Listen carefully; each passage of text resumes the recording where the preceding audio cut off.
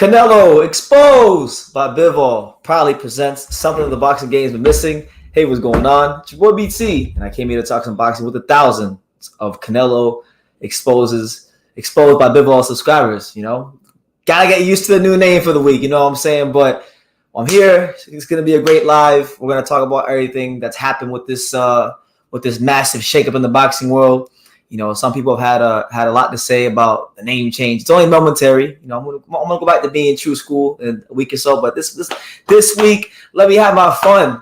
I'm Canelo exposed by Bivol. That's the name of the channel. But listen, we got Pops here.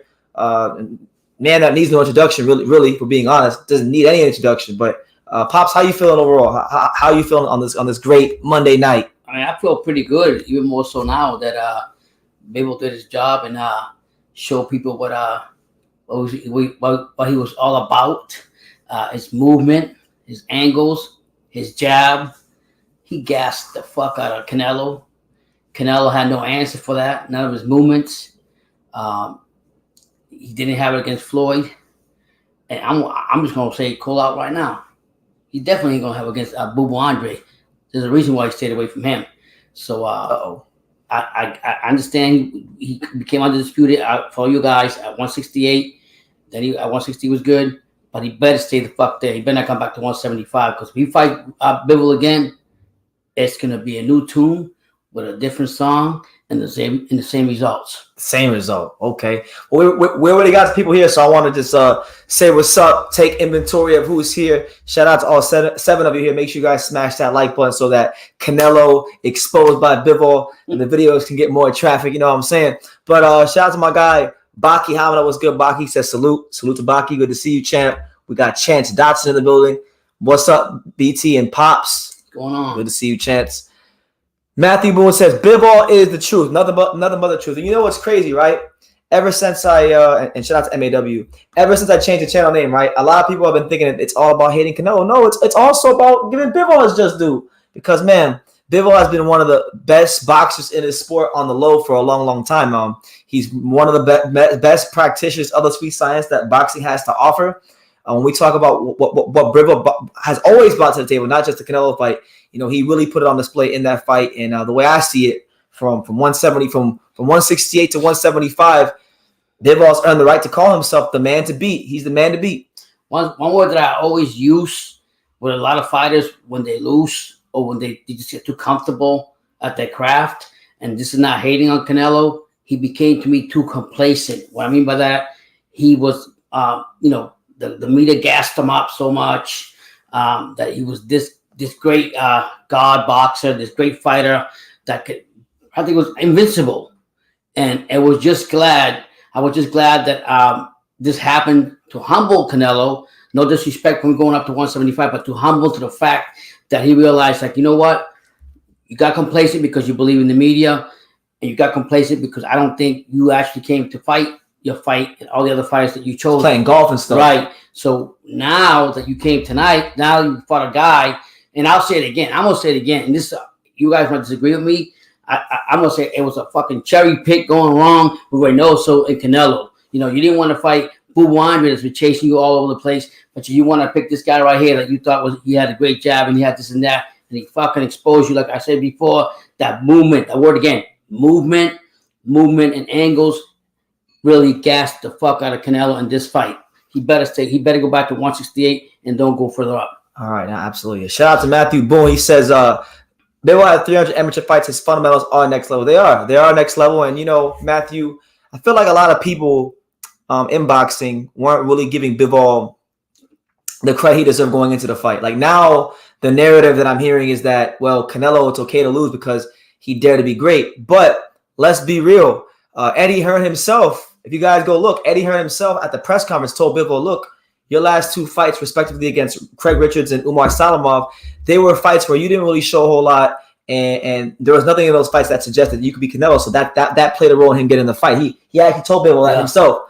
So and on top of that, normally when you're daring to be great, you're normally the underdog. Normally, you're the underdog. He was a 4-1 favorite. Bivol was a 4-1 underdog. So I personally think this was as I would say, a calculated risk. I'm not going to say like my dad, it wasn't a cherry pick, but it was more so of a calculated risk. He's fighting a good, credible fighter, but he's fighting him for a reason. It wasn't because he's trying to fight the best guy. It's because the guy had a belt at 175. He saw some chinks in the armor, and that's what it is. Yeah, that's the reality. And the reality, I mean, even through live, they had Canelo favored, but through the middle of the fight, the announcer was saying that they changed the favorite to being Bibble. So during the fight, during the fight, so, that happens all the time, right? So that's the reality of it, and you know, there's no excuses. And one thing that we talked about before, you said there was no narrative when he was going to fight Makabu or he was going to fight Kovalev as far as weight.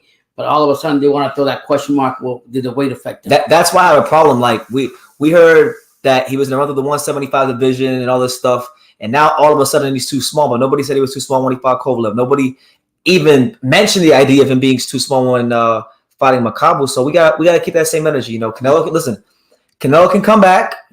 You know, he's gonna have to make a whole lot of adjustments, or not a lot, but you know, he's got to tweak some things. I don't think he can make too many adjustments now because he's so deep into his boxing career. But Eddie Reynoso and him got to go back to the drawing board, and they got to make different adjustments. You know what I'm saying?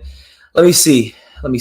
Sly Tendencies has a lot to say. He's flapping his gums in the comment. He says, "Exposed. He moved up, tried to be great, and he lost. And stop the I'm not hating crap. You change your channel name to Cloud Chase, and how is choosing to fight a champ a trade pick? Okay, well, I'm gonna address the first part of your comment. I didn't change my channel name to Clout Chase because personally, I don't give a fuck about clout. I never have and never will. That's why when you look at the history of my channel and look at the amount of different fighters that I've covered, and you compare it to the whole YouTube boxing community, it's not even close. I've covered more fighters than 95% of the YouTube boxing community, and a lot of those guys are not guys that people care about or get views, but I do it because I love the sport of boxing. So I don't know where you get that from. I'm only doing this simply as a verbal middle finger to the Canelo fans and just to have fun. I'm having fun with it. You know, I had to listen to the Canelo fans all these years, gas up Canelo to no end, and discredit Andrade and Benavidez and all these other guys that wanted to prove their greatness in the ring. So let me have my fun, champ. I'm gonna be true school in another week or so, but for this week, stay away from the channel because it's Bivol put by Canelo. The people you pick to win, when they lose, suddenly people become an expert. Well, hey, it is what it is, champ. Shout out to my man Felipe. He says, a lot of fighters dare to be great. The narrative is he went up a weight class. Here is a list of fighters that did the same and didn't get the credit: Usyk, Loma, and Crawford. Great point, Felipe.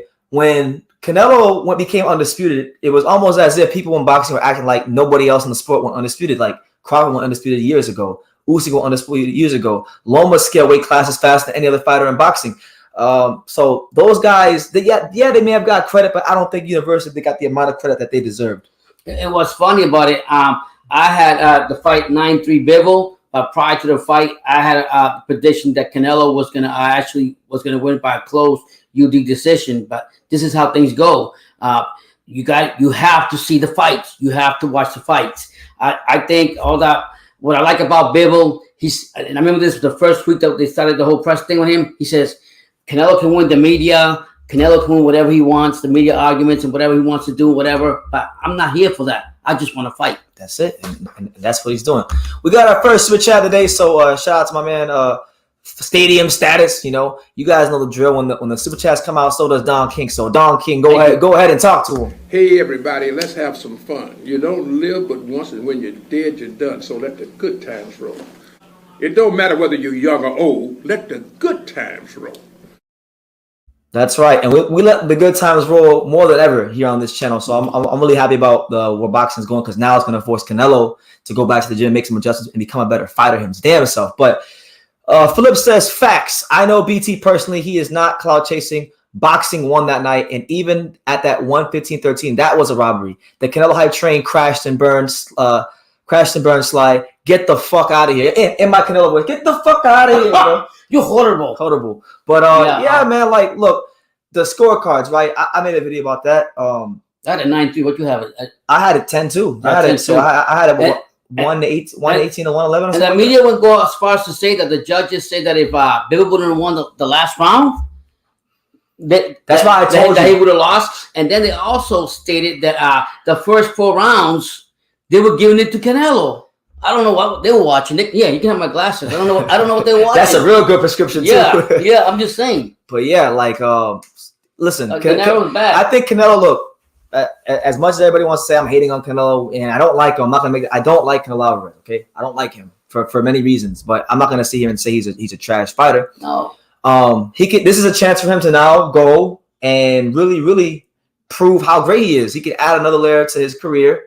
You know, I think now this is great because he mentioned wanting to fight Bivol at 168, which I think is funny because this is the same Canelo Alvarez that during fight week says, you know, I can fight anybody at any size. It's my job to adjust. And now that he got beat at light heavyweight, a weight class that nobody ever said he was too small for, a weight class that he himself never said he was too small for, now he wants to bring him back to 68 and try to give himself somewhat of a chance by trying to drain Bibble. But Bibble isn't a big 175 pounder, so I don't think he would really drain him. But I'm just saying, like, his energy's changed. If the Bivol negotiations fall through, then that means he's gonna come back to 68 and fight the guys that people want to see him fight. And I must say, go to what you were saying, Brendan.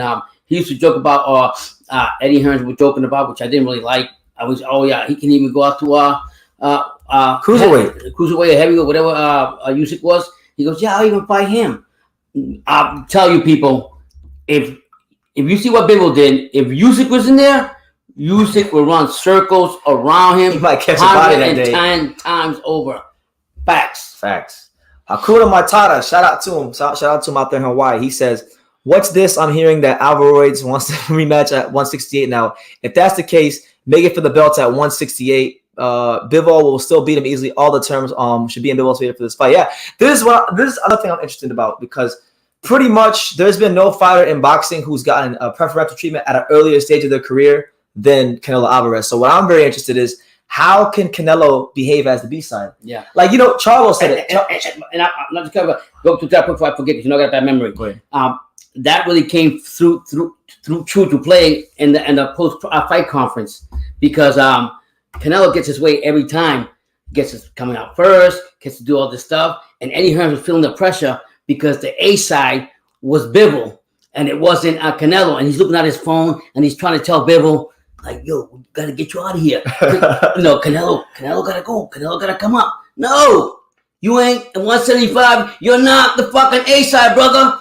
Give that respect. But that was Eddie Hearns was like stressed out. I'm glad you said it because that's why he want to fight 168. Yeah, that's what I was saying. But what I was saying is like Charlo. If you guys remember, Jamel Charlo did an interview with Brian Custer. He was talking about Crawford and Spence, and he was like, you know, Crawford, he needs to learn how to be the challenger sometimes. And you know what? I think that quote applies directly to Canelo. We've seen him as a champion. You know, we've seen him do some great things in his career, but now he's got to learn how to be the challenger. Can Canelo humble himself, take less money, be the B side, you know, walk out first, you know, and can he do that? Can he do that? He won't do that 175. I'll tell you right now, the A side right there, with people would say how many fucking 100 belts he won, how many, whatever he got, doesn't mean shit. He didn't win the belt, but it counted at 175. Simple as that. That's it.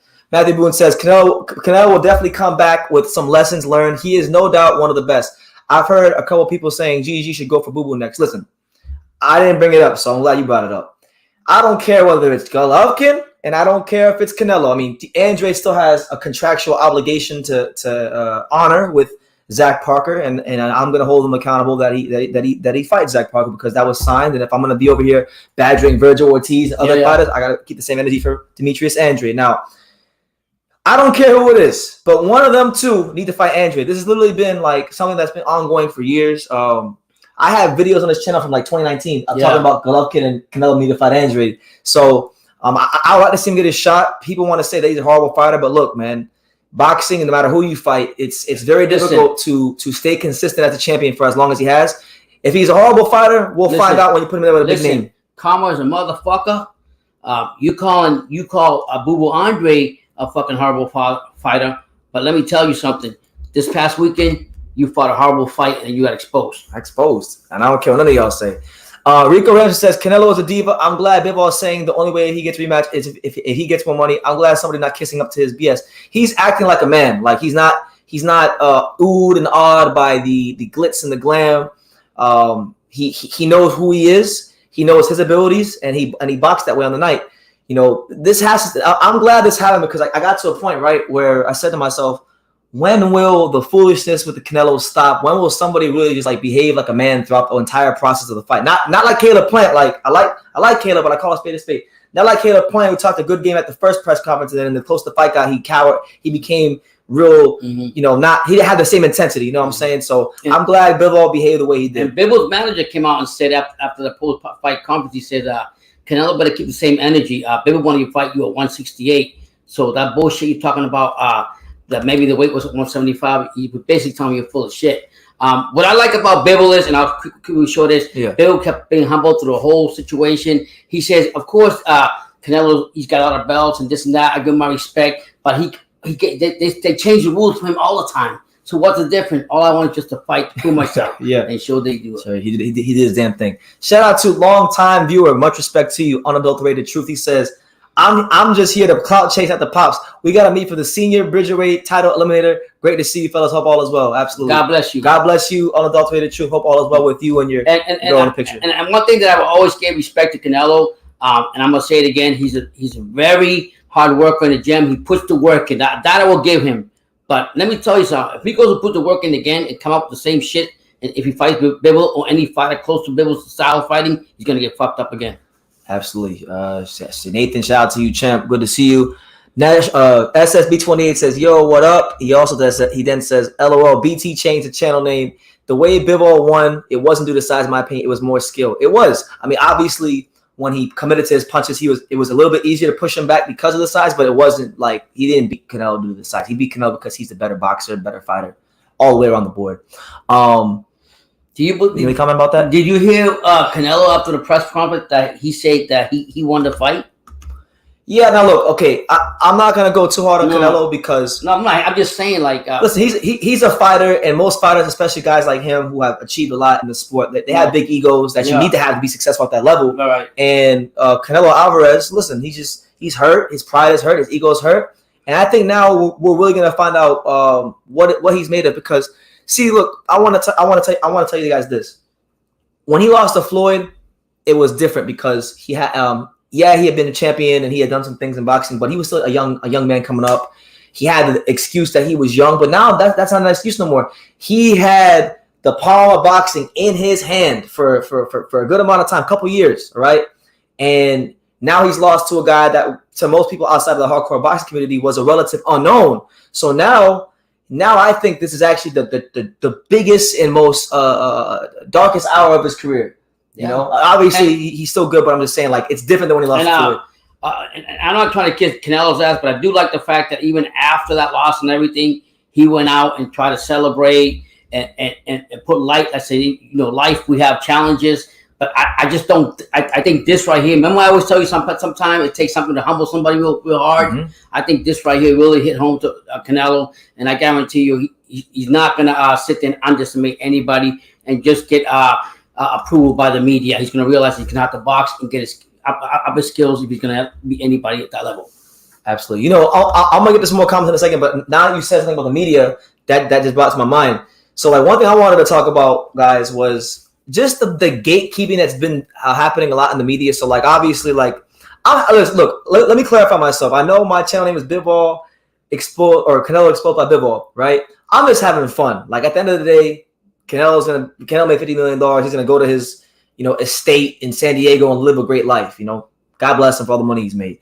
But what's really been kind of pissing me off is like the gatekeeping that's been doing with a lot of the media. Like, a lot of the media outlets, like, you know, that go to the fights and stuff, they say, like, oh, well, you can't really talk bad about Canelo because he dared to be great and all these things. And my thing is this is a free country. This is a free country.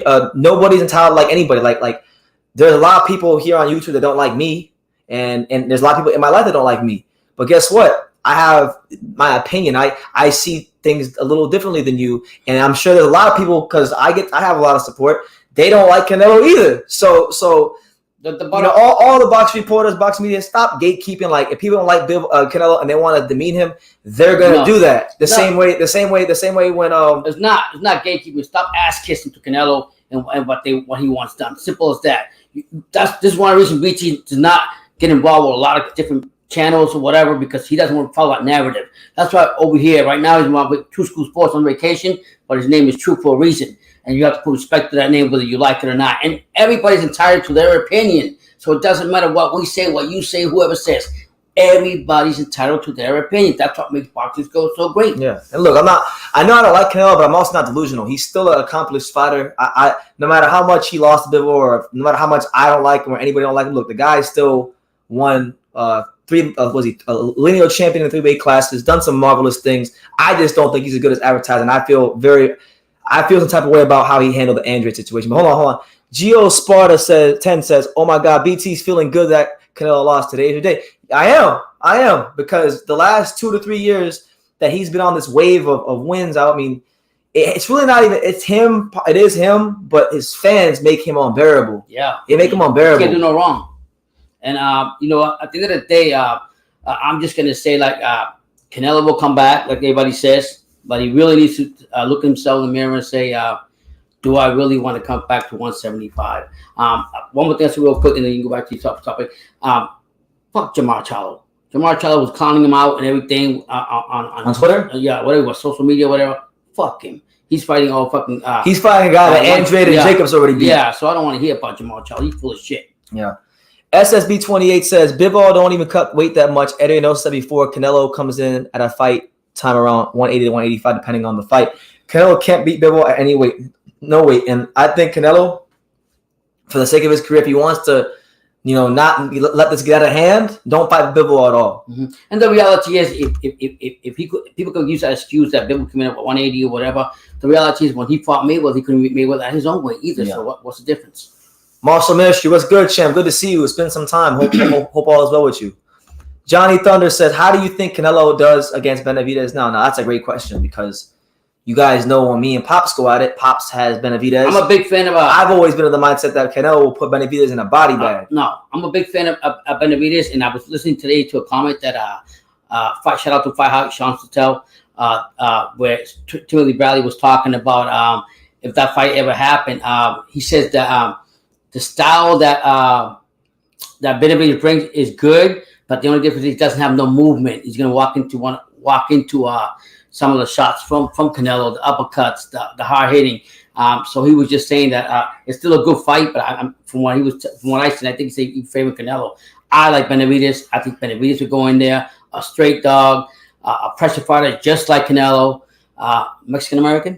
Mexican-American, and the reality is I want to see Benavidez go in there, I think, to get his due, regardless of all the mistakes he makes outside the ring. Yeah, truthfully, look, I don't even care about talking about the breakdown. Just if he can't get Bibble next and that's going to fall through, then to me, in chronological order, these are the fights he should take.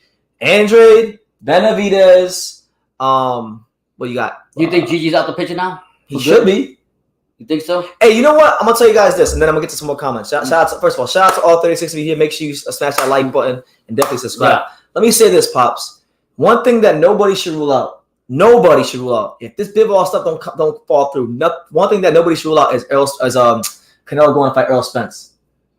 Because, when you lose a fight like that. Damn, that's a lot of weight he's got to cut, too. No, fight 164. Okay, 164. 168. Yeah. 168. Yeah. Have Errol Spence come to 168 and fight him. That fight will still make money. He's a smaller guy coming up in weight. He's got name value in the sport. Don't rule it out. I know it sounds crazy because everybody's talking about Crawford and Spence and Crawford, but I'm just saying, do not rule it out, because one thing that's great about Canelo's career is that he works with all the promoters. He has the ability and the freedom to work with all the promoters.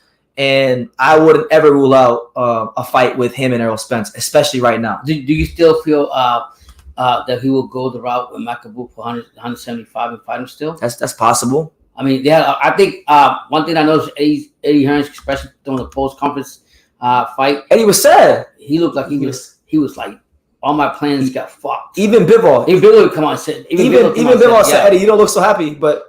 Yeah. How often do you see that the promoter is not unhappy that one of his fighters won? No, I mean, and that's what's crazy about the whole thing. A lot of people that didn't know, unless you were really as to the boxing game, you didn't know who Bibble was. Yeah. And that's not. And I think by Bibble coming to, like you said, coming under the lights with Canelo and how he handled everything. He didn't get no national anthem. He can't be equal with second.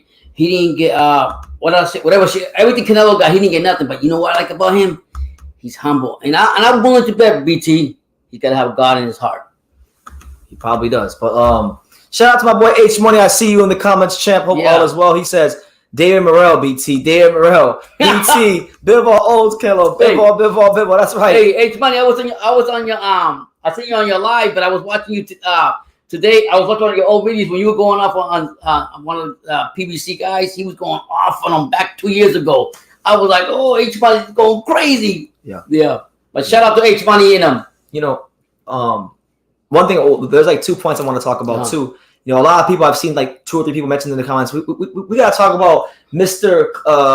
Eddie Reynoso himself, because, you know, Eddie Reynoso none of his fighters were losing at all. Like, none of his fighters were losing at all a couple of years ago. You know, last year, you know, Valdez, Canelo, you know, Garcia, all them guys, they were all winning, right?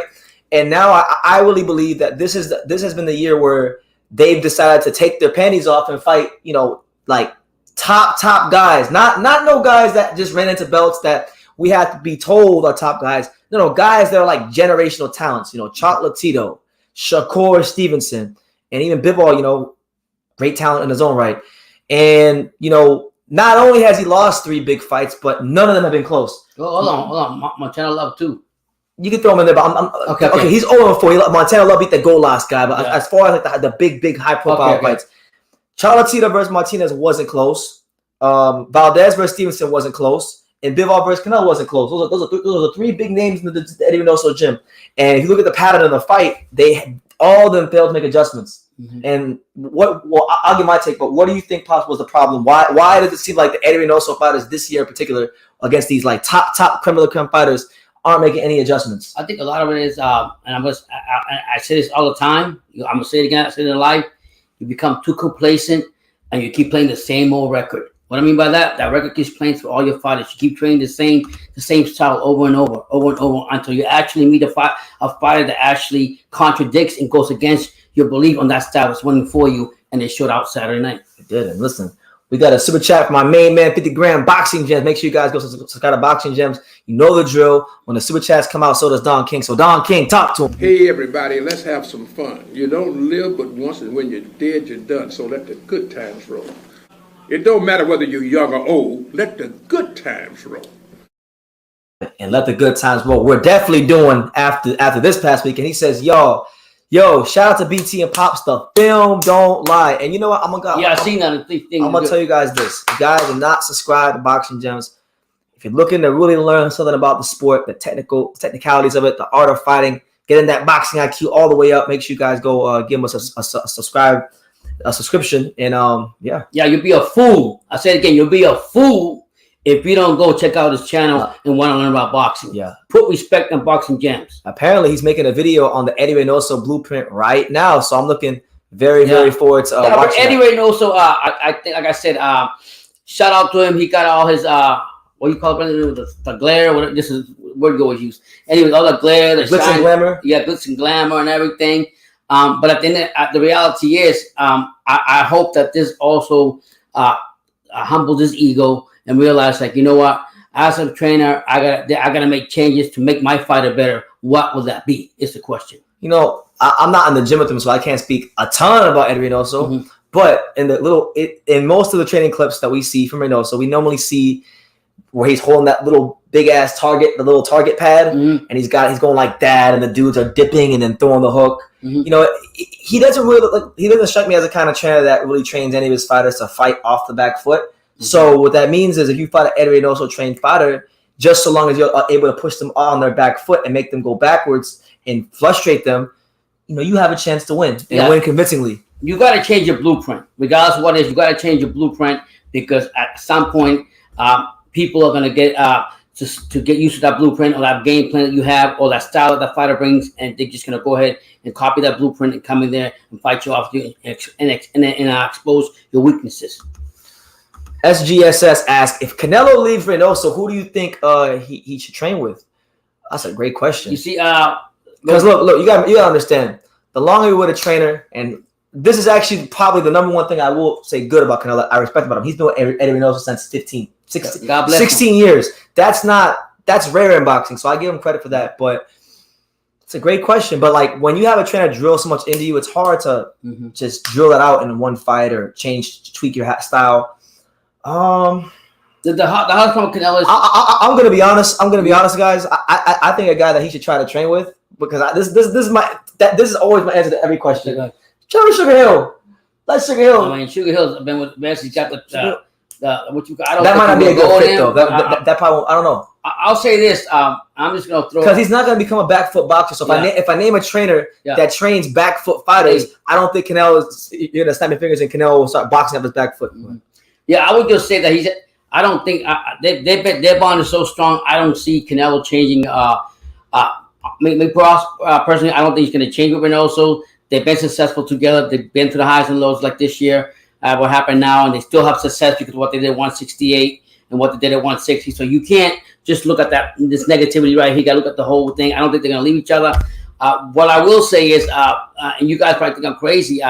What's his name was begging him to go back with him? Oscar De La Hoya. Oscar De La Hoya, yeah. I seen that thing in the high five. Like, listen, I don't think he's going to He's over there. He's over there trolling Canelo. I took it as trolling. Yeah, he should be worried about promoting Gilberto Ramirez's fight. Which I like Gilberto. I'm a fan. I'm a big Gilberto Ramirez fan. Mm-hmm. I didn't even realize he was fighting this week until somebody reminded me. Yeah.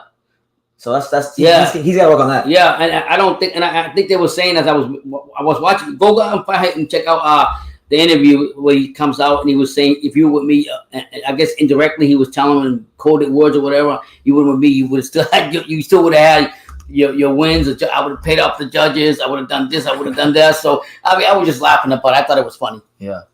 David Morrison, shout out to him. He says, I'll tell you what it is. Martinez, Valdez, and Canelo use the high guard. If you have a great jab and excellent footwork, you can beat his fighters. And you're absolutely right. Mm-hmm. That's why, a lot of the guys, I'm going to use him as an example, like Demetrius Andrade. That's a guy that's a stylistic nightmare matchup for a guy like Canelo. And people who don't believe that. And you've been saying that. I know. Bivol. Look, it's funny because Bivol beat Joe Smith Jr., but and I'll give him credit for that. But when Bivol beat Joe Smith, he wasn't a world champion. It wasn't like this big celebrated win. It's celebrated now because Joe Smith became a champion. But when he beat Joe Smith, at that time, it wasn't no big celebrated win. Andrew, listen, styles make fights, and I think some of the same stylistic problems that Bivol gave Canelo, Andrew can give him those same problems. And although it's a different challenge, I want to ask you a question, BT. Russia against Russia, who you go for? What do we say? Russia against Russia, who you go for? Who for between Benavidez and Bivol? Yeah. Well, I'm glad you brought it up because that's the fight that. Do you think? I don't think Benavidez got a lot of power in it, but I don't think he's got that movement like Bivol. He can box his ass off. Yeah, so you think he can box his ass off? Yeah. Benavidez got one of the best amateur records out there in the sport. Beat everybody. So who you pick? I can't say right now. That's a pick 'em fight. Okay. That's a pick 'em fight because even with Benavidez's power.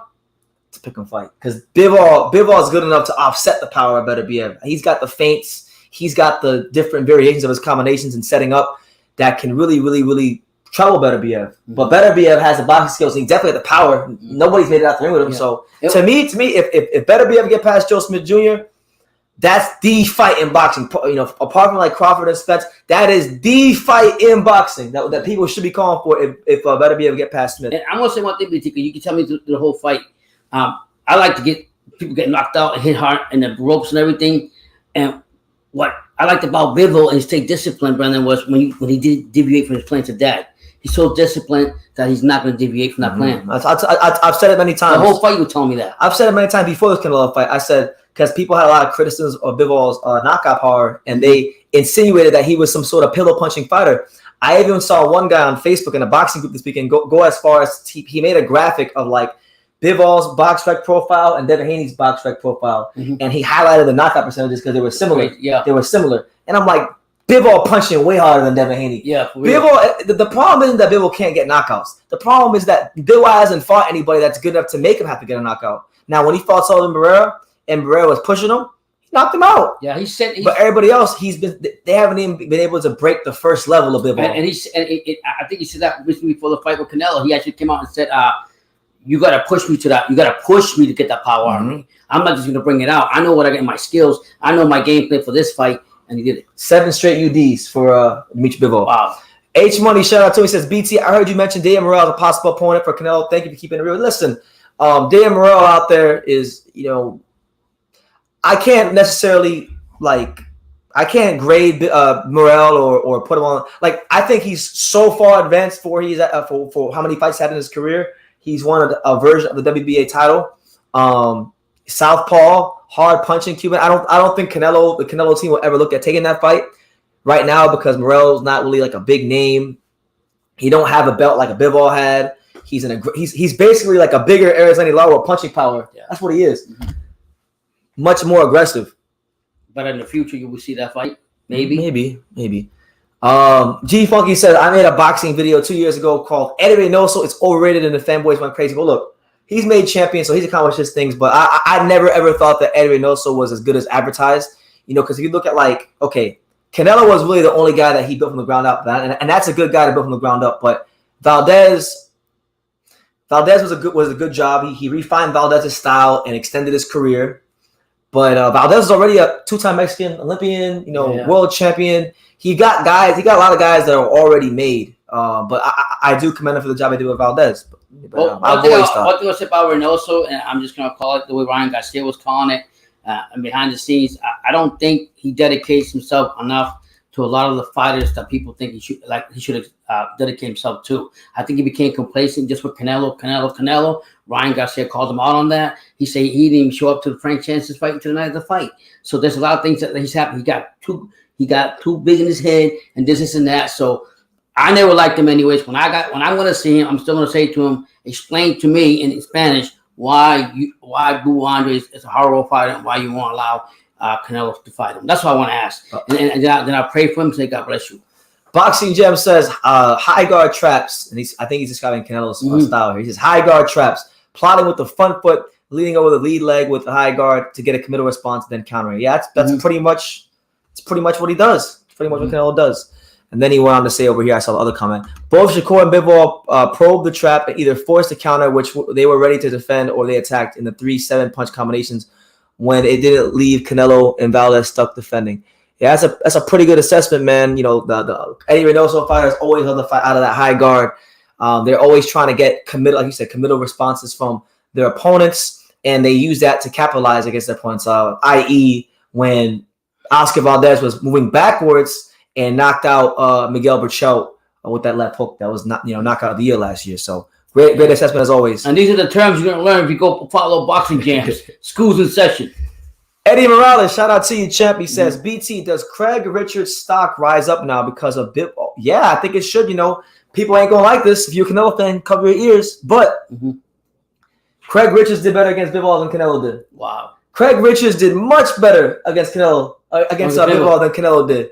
I think a lot of that has to do, though, like, if I'm being honest, a lot of that has to do with Richards being one of the tallest and longest light heavyweights in the division. We'll see what Richards does in a couple weeks when he takes on another top light heavyweight contender in the division in Joshua Buatsi. I think if Craig Richards is really going to make a mark in the light heavyweight division, he's going to have to win that fight. That will be his chance to really announce himself to the world. Over the top, like as far as for the fans and everything. See who else we got. Shout out to everybody here, man.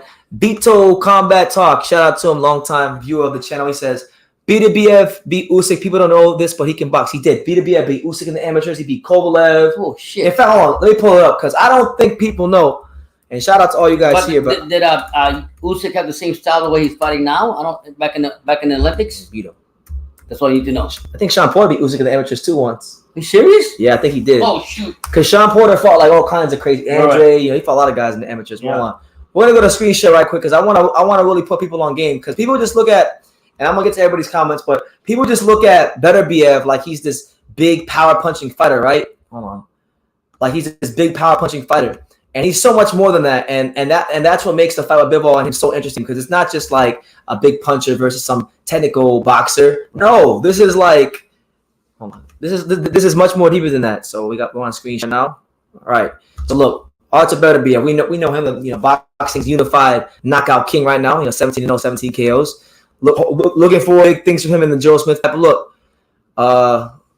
So look, he beat Michael Hunter in the amateurs. Wow. He beat Usyk. Well, no, he lost that fight. He beat let me see who else he beat. What are the names over there? I know he beat Kovalev a couple times.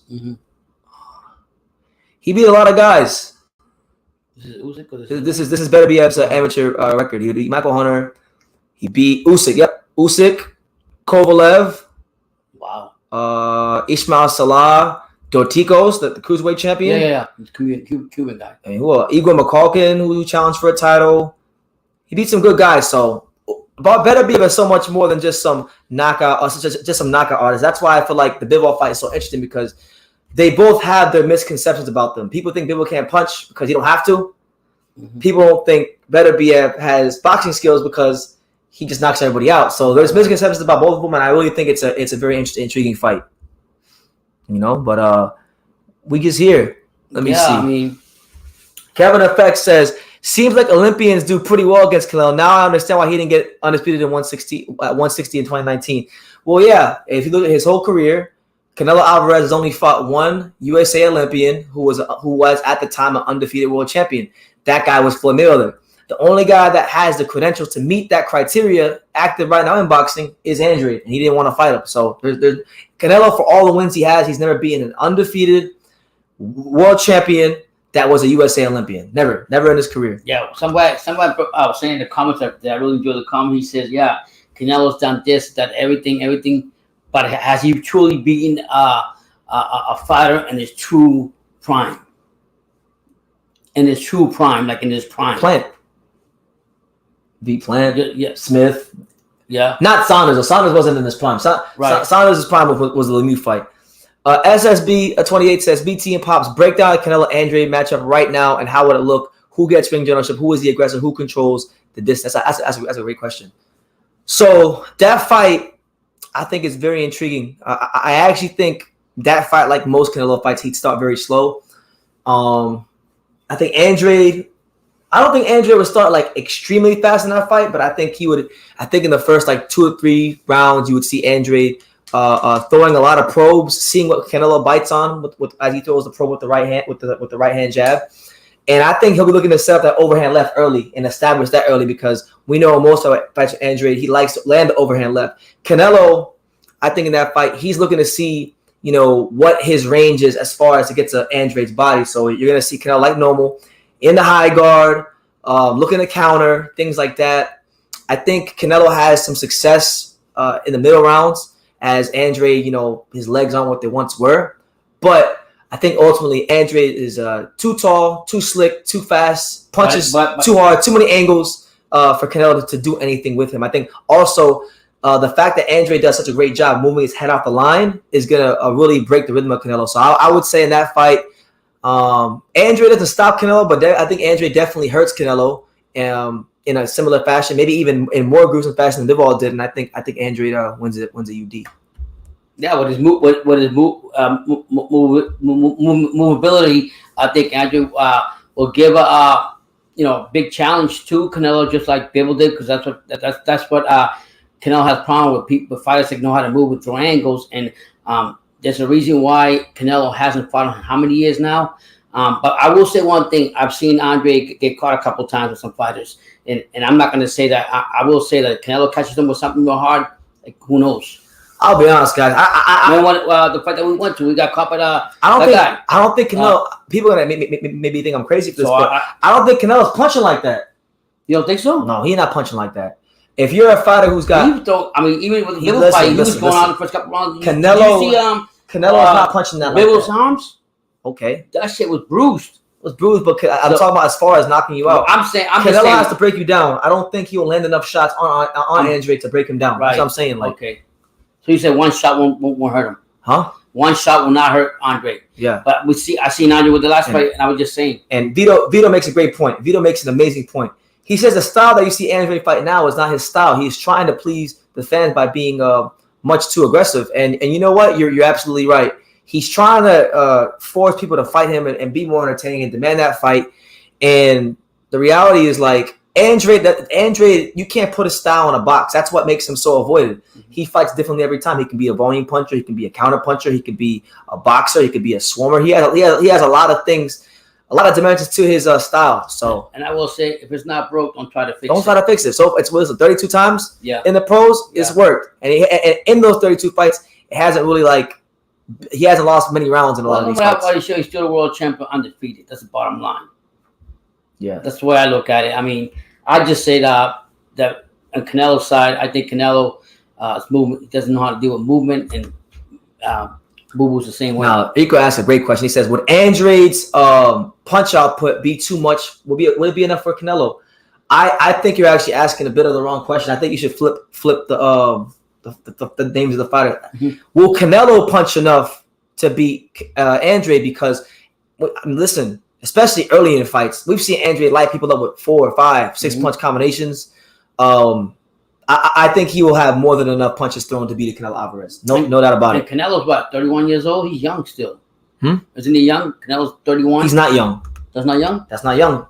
You can't judge fighters off age. You got to judge them off of like how long they've been pro, how many rounds they boxed, and then you got to factor in all the camps in between fights. So you're saying Canelo's had 16 years of professional fighting under his belt. Jesus. So yeah, he's young on paper. That body ain't young. Yeah. That body, and then factor in, he's had the last 18 months. He's had what 3-4 fights. Yeah. So you say that's a horse with a lot of mileage. A lot of mileage. Now, I love what Adrian is saying. He's really sparking up some good conversation right here. He says, Andrade versus Plant is a great fight at 50-50. I think Plant beats Andrade. Now, respectfully, Adrian, I don't see that fight as a 50-50 at all. I see that fight as more of like a 75-25 fight. Only because, I'm going to tell you why. Plant has the athleticism to match Andrade. He's got some speed to give him maybe a little bit of trouble early in the fight. But where the difference in that fight is the versatility and the dexterity, the way Andrade's able to land from different angles. That's the difference. On top of that, I also think Andrade has better stamina in the back half of the fights. But you know what? I love to see it. I love to see Plant and Andrade happen. And there's another difference I'm gonna tell you right now. You ain't going to a damn fight talking to your buddy next door across the way. Yeah. I'm talking about Plant. How do you feel about that? Because I lost respect for that. He came out. Have you seen the tweets? Have you seen the tweets on Twitter? Yeah, I seen that. Like, you're sitting here bugging out about the media, but you sitting here.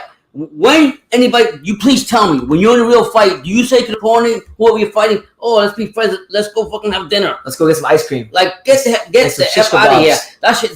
That right there. I like Plant. I'm still a big fan of him. I just have a lot of respect for him as far as him stepping that low to him a conversation while the fight's going on. I don't respect that. Okay. All right. Well, there you have it from Pops. Rico says Canelo is difficult. 168 opponents ranked, in my opinion. Rico says Andrade number 1, Charlo number 2, and Benavidez number 3. No. I don't got Charlo anywhere in the top 3. I think Charlo, it has a good jab, and he's got an okay. I don't think he's got a great right hand, but he's got an okay right hand. He's not really that. He hasn't been that confident in it recently. I would actually say that David Morel Jr. And you know what? People ain't gonna like this one. Hear me out. I think John Ryder's a tougher fight than Charlo. Yeah, I mean, right now because Ryder is. I think Ryder is physically strong enough to push back Canelo. I think he pushed back. I think there'd be spots in that fight, not the whole fight, but there'd be spots in that fight where he pushed Canelo back, and it would be the first time we really see Canelo fight someone who has the same body type as him, has a lot of the same tendencies. So we'll see. Now, I would favor Canelo in that fight, obviously, but I think that'd be a much tougher fight than people think. You know, Charlo doesn't have the gas tank of a Ryder. Charlo doesn't. I don't really think. I think Charlo's a bit of a front runner, to be honest with you. Listen, man, you talk about Jamal Charlo? Yeah, he's a good fighter, but like he's got some power. He got a good jab, but I don't think. You know what? Fuck Charlo. No, man. I'm gonna tell you why. Oh, here we go. Y'all Charlo has been bullshit all last year and this year. Fighting nobody but motherfucking gumball machine fighters. I'm tired of him. And then for him to go on Twitter and talk about whatever fight hype, talking about making fun of Canelo against Bibble. Bitch, you didn't have enough balls to get in the ring with that motherfucker. So shut the fuck up. Find some true talent, and then we'll talk about what your value is. I don't like that. But I lost. I was a big fan of his, and he's still dancing with gumball fighters. I don't not like that. So do you think Selecki is a gumball fighter? I like Selecki. He's average. He's decent, but he's not top of the cream. I want to see contender. Yeah, I want to see him. I mean, everybody was hyping him up when he was at 154, 160, whatever he was at. But I'm so tired of him just talking. Honestly, I am. Yeah. Shut your mouth. Let your actions speak louder than your words. Oh man, so y'all don't got Pops fired up. But I don't even think he went all the way in on Charlo. Yeah, man, I got a battery. I got to chill out. Let me see. Boo would knock out Caleb Plant easily. I think he would beat him up. I think that fight he would beat him up pretty slowly, but it'd be a good fight. everybody says sees Canelo weakness now, bro. There's a blueprint, but there's been a blueprint. Like I don't think like even before Bivol outboxed, I think he's been doing get outboxed for a long time now. Canelo has been out. It's been a long overdue to get outboxed. But because he's always winning, he's always being It's always been there. It's always been there. I'm saying to anybody who knows, but Canelo's always winning, so it's always been overlooked. Nobody has seen it as drastic as it's seen it Saturday night. I saw it in 2013 when Boyle did it to him. Well, that's true. Okay. I'm just saying. You see, Luis Marsh says, y'all crazy realizing how Canelo gets schooled. It's boxing. Yeah, it's boxing. I mean, anybody can lose on any given night, but you know, I think there's always been, every fighter has flaws, but for me, what I didn't really appreciate from the Canelo, from the media and the Canelo fans was that they acted like he was this fighter that never had a weakness. When I knew he was always a guy that, yeah, he has accumulation power, but he's not this big one-punch knockout artist. He's not a guy that he's not a guy that necessarily liked fighting slick boxers or athletic fighters. That's why, for the most part, you always saw him fight a specific type of style. We're just now all Bibble do was expose what I've always thought was there. And I respect your comment, the way you said, though. Yeah. Do you think light heavyweight is too big for Canelo Alvarez? No, you can't say that. I think obviously his punching power isn't what it was at lower weights, but he was a WBO light heavyweight champion, so you can't say it was too small for him. You know, and plus we haven't even seen Canelo fight the other top light heavyweight guys. So like, who knows? Just because we think that Better be able to beat him doesn't mean he would. Better be doesn't have the strongest and sturdiest chin in the world. You know, Zordo. When he, you know, there was a sparring session on YouTube with Zordo and Canelo, and I know it's sparring, but I don't think Benavidez has the same movement that Bibble has. Better be hits like a truck. I know and he can box too. I know. I've seen it with last fight against Brown. He stands right there and he'll kill you. But I'm saying my man Mel, right? My man Mel knows what's up. He said Canelo always had problems with boxers with a great jab. It's nothing new. He's just been so dominant lately that people forgot. Like I was just saying, he's been winning, so that's why it's been overlooked. Yeah, and for those that don't know, just so you guys know about Plant and Boo Boo, right? They used to actually spar. I don't know where the video went, but there used to be a video on here where Caleb Plant was talking about the sparring, but I can't find it. I've been trying to find it for a couple of years. So if anybody knows that video where Caleb Plant was talking about the Boo Boo sparring, let me know if you can find it. But yeah, apparently he used to beat him up with body shots from what was said. You know, shout out to all 67 of you on this fine Monday night. Yeah, man, we're just talking. I mean, I almost said it. It's not that other name I used to have. It's Canelo Exposed by Bibble. That's a channel name for the week. So I almost told them to set my other channel name, but this is my channel name for the Canelo. Shout out to you guys. Subscribe, all that good stuff. We hear. Like I said, at the same time, we know Canelo's going to go put in the work, and I've said that about him. I love his work ethic, because that's one thing you can't take away from Canelo, Brandon. The way he works in that gym, he's a freaking monster. Yeah, I've always did that to him. Shout out to my man John in Long Island. He says, bro, your channel name is hysterical. Yeah, man, listen. I'm letting everyone know don't take the channel name serious. I'm just having fun. I'm having fun with it. But we're still here talking that world-class A1 creme de la creme top shelf boxing talk. And that's why, you know, people are here and they're giving us good feedback. But good to see you, John. Mm-hmm. You know, there's a lot going on. So I don't know about we're gonna get to that. We're gonna get to that soon enough. But what I wanted to get to, Pops, is did you see now that Canelo lost in the Canelo Golovkin 3, and I want to ask you guys about this too. Now that Canelo lost in the Golovkin 3 fight's probably not going to happen. Did you see Chris Eubank Jr. calling out Golovkin? Yeah. What do you think about Golovkin versus Chris Eubank Jr.? They're not going to make no money off that fight, honestly. And Chris Eubank always... Wait, they won't make no money off that fight? I don't think they're going to make a lot of money. They'll make tons of money off that fight. Are you serious? No, I don't think they're going to make... I mean, as a boxing fan, I wouldn't be interested. I know you're not. Old Go GG, that was a big fan of him. And then to see Eubank, he doesn't really... But the name, of course, you're going to say the name, just like Ben. I know. Listen, I know people have their problems with Eubank. And, you know, it is sad that, you know, he's 32 years old and never sniffed a world title because he's busy out here chasing welterweights. But listen, man, one thing you can't say about Chris Eubank Jr. is that dude's a dog in the ring and he always comes to fight. So I love to see it. I love to see it because you're going to see Golovkin working very pacey behind that jab and whatnot. And you're going to see Eubank trying to land that big-ass uppercut. I love that fight. You do? Yeah. Who you want to win? Eubank. I don't know. Actually, I don't even know. I just want to see a good fight. I don't have a dog in that race. I just want to see a good fight. I'm not interested in that fight. On to the next. That'd be a good fight. I'm telling you, that'd be a good fight. Let me see. Vito says, I like Canelo. He's good for boxing, but this loss is also good for boxing. His fanatics are almost as bad as Wilder. No, they're worse. They're worse. Let's not. They are worse than Wilder because his fanatics are more like they're in. Not only are they boxing fans, but his fanatics are even like in positions of power. Like so, well, Wilder's just the LDBC and them, panhandling for super chats. But with Canelo, it's like you have that. You have channels that panhandle to Canelo for super chats, but then you have like fighters that work in media. You have a promoter who openly admits he's a fanboy of the guy. It's much, much, much different. What's funny about this? Everybody says that BT is hating on Canelo and all this other stuff. But go watch his videos when he interviews the people outside, all the Mexican fans of Canelo and all. You get a lot of everybody. It's crazy. But we got a super chat. My man John, shout out to John in Long Island. He said, before we get to the super chat, we got to give him a. I think he wants to. Which one you want, John? I'll give you the Scott Steiner first. I'll give you the big bad booty daddy. The pump and grind. And it's only a matter of time because he called me the big bad booty daddy.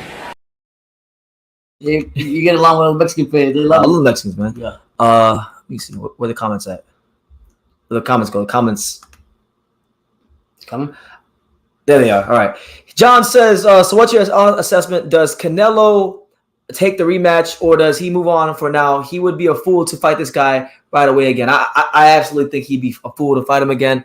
I think for him, the best thing he could do is go to 68 and probably fight like a John Ryder. I know people don't want to see that fight, but I think that'd be a good fight for him. It'll be a guy that will come to fight. That's one thing about John Ryder. He will come to win and he will come to the gorilla. Get in your chest and make it a dog fight. But maybe John Ryder, maybe you can give people the Benavidez fight that they've been clamoring for. In a perfect world, you can fight Andrade. Yeah, I think right now he's probably doing a little soul searching. Yeah, searching. And I think me personally, I wouldn't like to see him go back and fight Bibble. Bibble, for his sake, I don't think so. Yeah. So that's what it is. Thank you, John, for the super chat. Now, God bless. Pops, I'm gonna get you real fired up right now. Baki says, "There's no one more trash than Jaime Munguia." Fuck Jaime Munguia. Screw Golden Boy. Screw fucking De La Hoya. I'm with you on this one. This motherfucker's had all this time to fight Golovkin, fight Andrade, all this other shit, and I don't even know who they're fighting. He's fighting like Spike. What's his name? Spike O'Sullivan. He's not fighting no Spike O'Sullivan. He's not. No, he fought him already. Oh, was he did? Oh, I'm thinking about another fight then. We don't got no fight. But let me tell you right now. That's why I lost a lot of respect for Golden Boy. They're full of shit. Starting with De La Hoya. Fucking full of shit.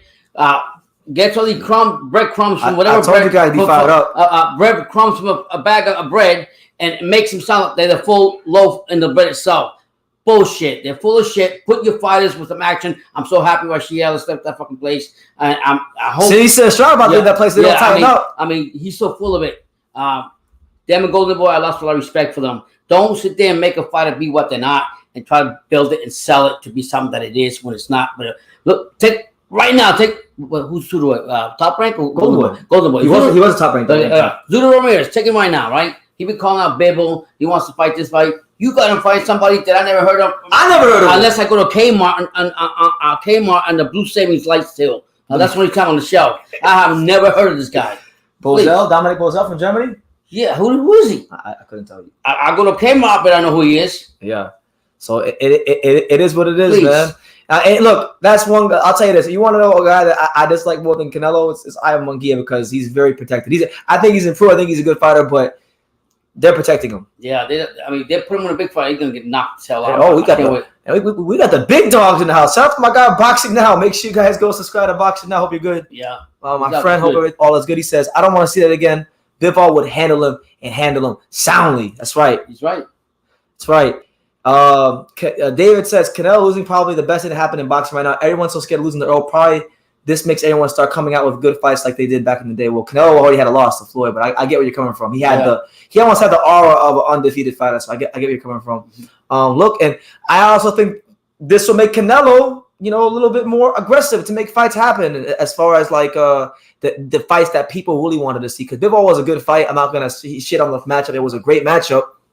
But it wasn't a fight that people asked for. It turned into a great night of boxing, but it wasn't the fight that the lion's share of the boxing community was asking for. Did at some point in Canelo's career, did he ever use a jab? A jab a lot? He has a jab. He has a jab, but like I was telling Pops, because Mike Tyson said that Canelo should use his jab, and I was telling my dad, you can't use what you don't have. He's never really had like a dominant world class jab. He can use the jab to get on the inside, but that's not really. He's not really trying to land the jab to outbox. He's landing that jab to set you up on the inside. Yeah. Now, shout out to my guy. I think he's out there in San Diego. He said he saw me, but he didn't say hi to me. Boxing Magic Mexa. He says, having balls is being a fool. This is why fighters are scared to take risks like Canelo. I mean, look, man. First of all, and I hate to say this, I'm gonna sound like a dickhead when I say this, but this wasn't the Canelo-Bivol fight was not a risk. Not because Bivol is a great fighter. Don't get me wrong. Bivol is one of the best boxers out there. He's the purest technical boxer in the sport. But Bivol was a 4-1 underdog. All right, and when you look at the narratives and the way Canelo was talking about it and the way people were talking about it, it wasn't no risk. Almost nobody, like very few people, I heard very few Canelo fans say that this was a big risk, and that's what it is. Oh, okay, let's do. Hold on. Let's do a trivia question. This is a trivia question to everybody in this chat section. Hold on, riddle me this. When was the last time a fighter was a 4-1 favorite, got his ass beat, and then got credit for taking a risk? Oh, shit. Somebody tell me that. When was the last time a fighter was a 4-1 favorite in a fight, got their ass beat, but then got credit for taking a risk? I've never heard of no shit like that. Because the other night, right? Oh, John has me on Facebook. I asked that question on Facebook, and the only answer I could get was Bernard Hopkins versus Trinidad. But Trinidad versus Hopkins was 2-1. Trinidad was a 2-1 favorite. Right. I'm gonna say like this. I'm not gonna say people say he's taking risk going to all these weight classes and stuff, but to me, and this is me personally saying this, my own opinion, I don't think he ever took any big risks with the top level fighters in any weight class the way he should. Simple as that. The only credit I'm giving him, is that he fought out the light heavyweight limit. Yes, but I'm saying like, yes, it sounds good that he jumped weight classes, does this, but he's not no Manny Pacquiao. Nobody. That's another discussion. I'm just saying. This was a good fight. Like, this was a good fight, but what I'm trying to explain to you guys is Eddie Hearn himself, like, you don't gotta take my word for it. Fuck what I'm saying. Eddie Hearn himself, before the Bivol press conference, said to Bivol, you didn't really show a whole lot in your last two performances against Salamov and Craig Richards that really led us to believe that you would beat Canelo. Hence the reason why they picked him. So, yes, it's gonna sound disrespectful. It's gonna sound like I'm shitting on Bivol, which I'm not. I'm just telling you guys the reality of the matter. Bivol, from the matchroom Eddie Hearn side of things, was a hand-picked opponent. Okay, he's good. He showed what he could do on the night, but he was a hand-picked opponent. They had other fights scheduled after this. Yeah. I mean, come on, like, let's not. I know it sounds messed up because Bivol just backed such a great fight, but he was a 4-1 underdog. Eddie Hearn told him himself. Like, we could go as far as back as before Benavidez fought Brown, right?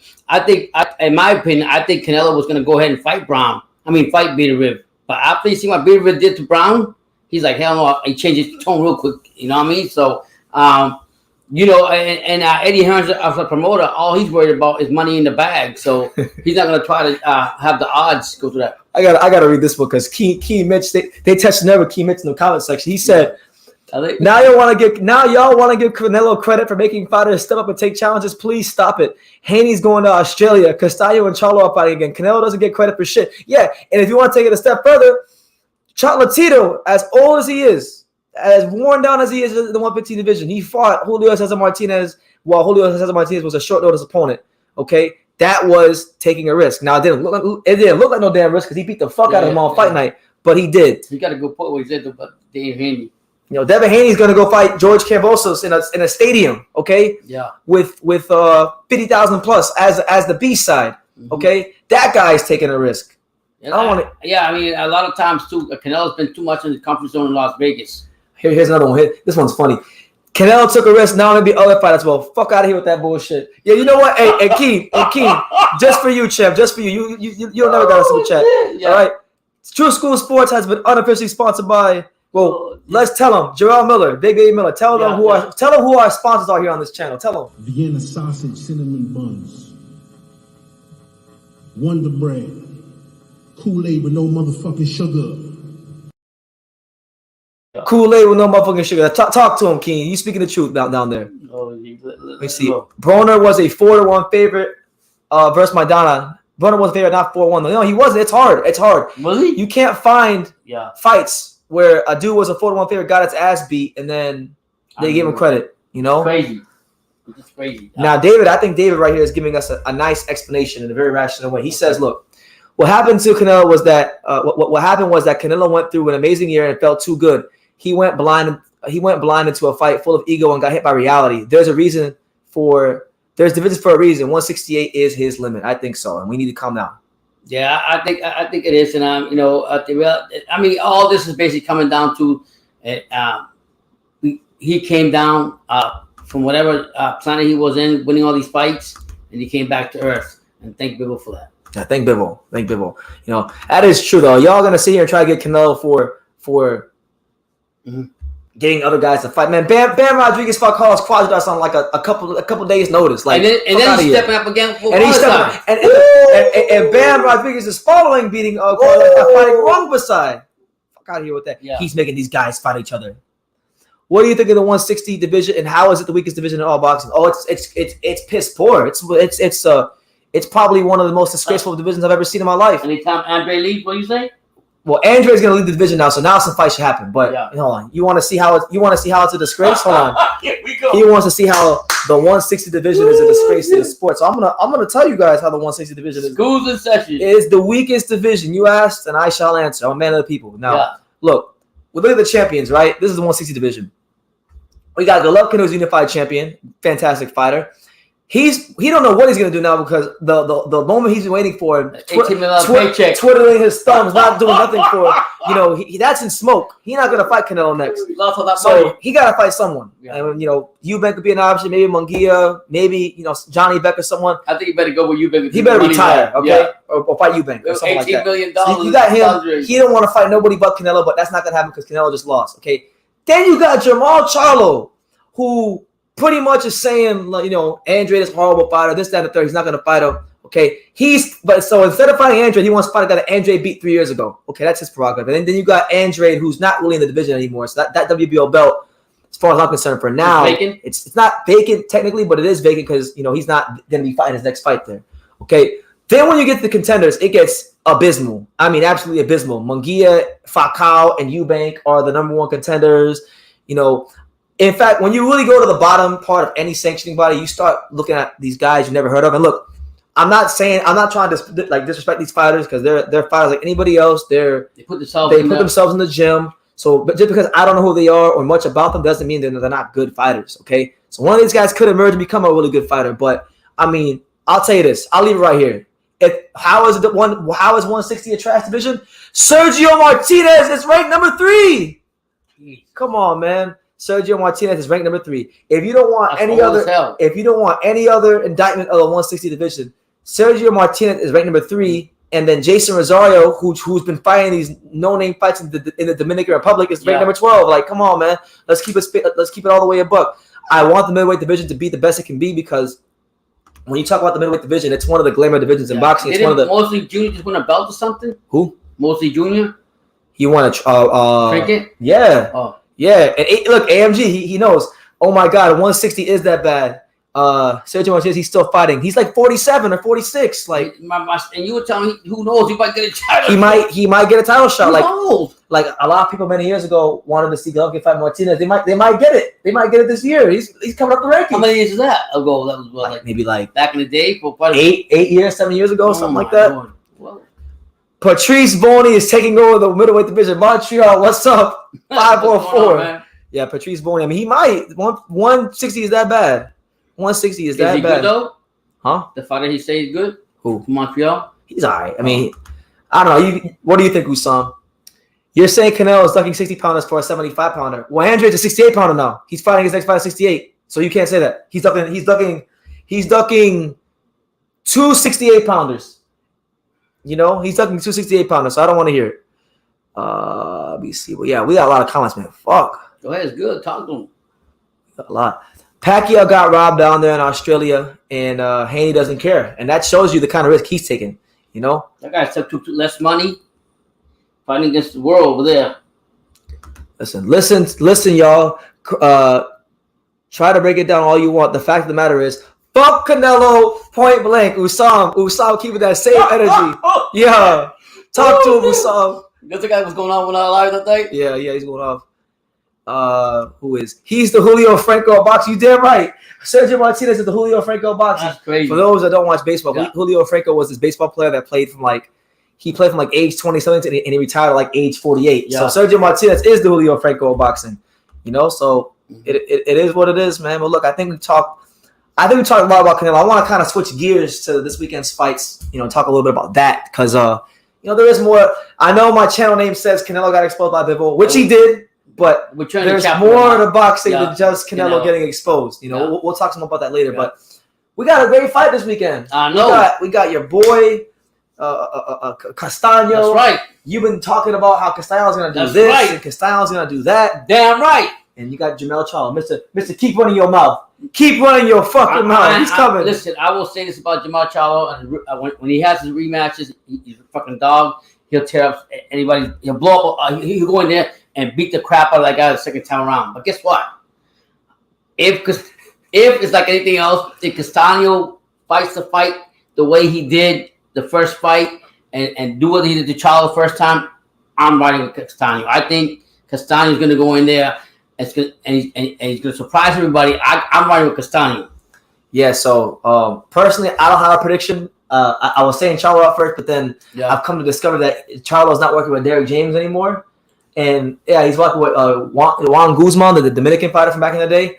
And are you serious? I don't like that because Derek James made Charlo. Charlo wouldn't be shit without Derek James. Oh, so both of the Charlos don't have either one then? No, one of them's still with Derek James. No. Jamel's with Juan Guzman. Right, he was gone from Derek James. When did he switch from? That had to be recently. It's recently, yeah, recently. So I have my. Oh my God! The biggest fight, and this guy Derek James brought him up and everything. Yeah. I'm lobbying for Derek James, and now Charlo does some crazy shit like that. I'm going with Castaño for sure now. I'm just gonna watch the fight, but it'll be a good fight. I think Charlo was kind of figuring out Castaño towards the end, and I think the key for Charlo in this fight is to really just keep your composure. Don't get too wild. I was watching the interview a couple of weeks ago from Fight Hype, and I was not even I don't know who it was. They were interviewing Derek James, and he was talking about this Charlo for Castaño. This had to happen. Maybe I'm wrong. Maybe he is with Charlo. Check that for me. But I've been seeing Charlo with Juan Guzman a lot, and I think someone told me in Vegas that they were working together. Hold on, we got a super chat. I'm being disrespectful. Let me acknowledge a super chat by my boy John. My boy John from Long Island. So shout out to John from Long Island. You know the deal. I tell him, what man plays guitar?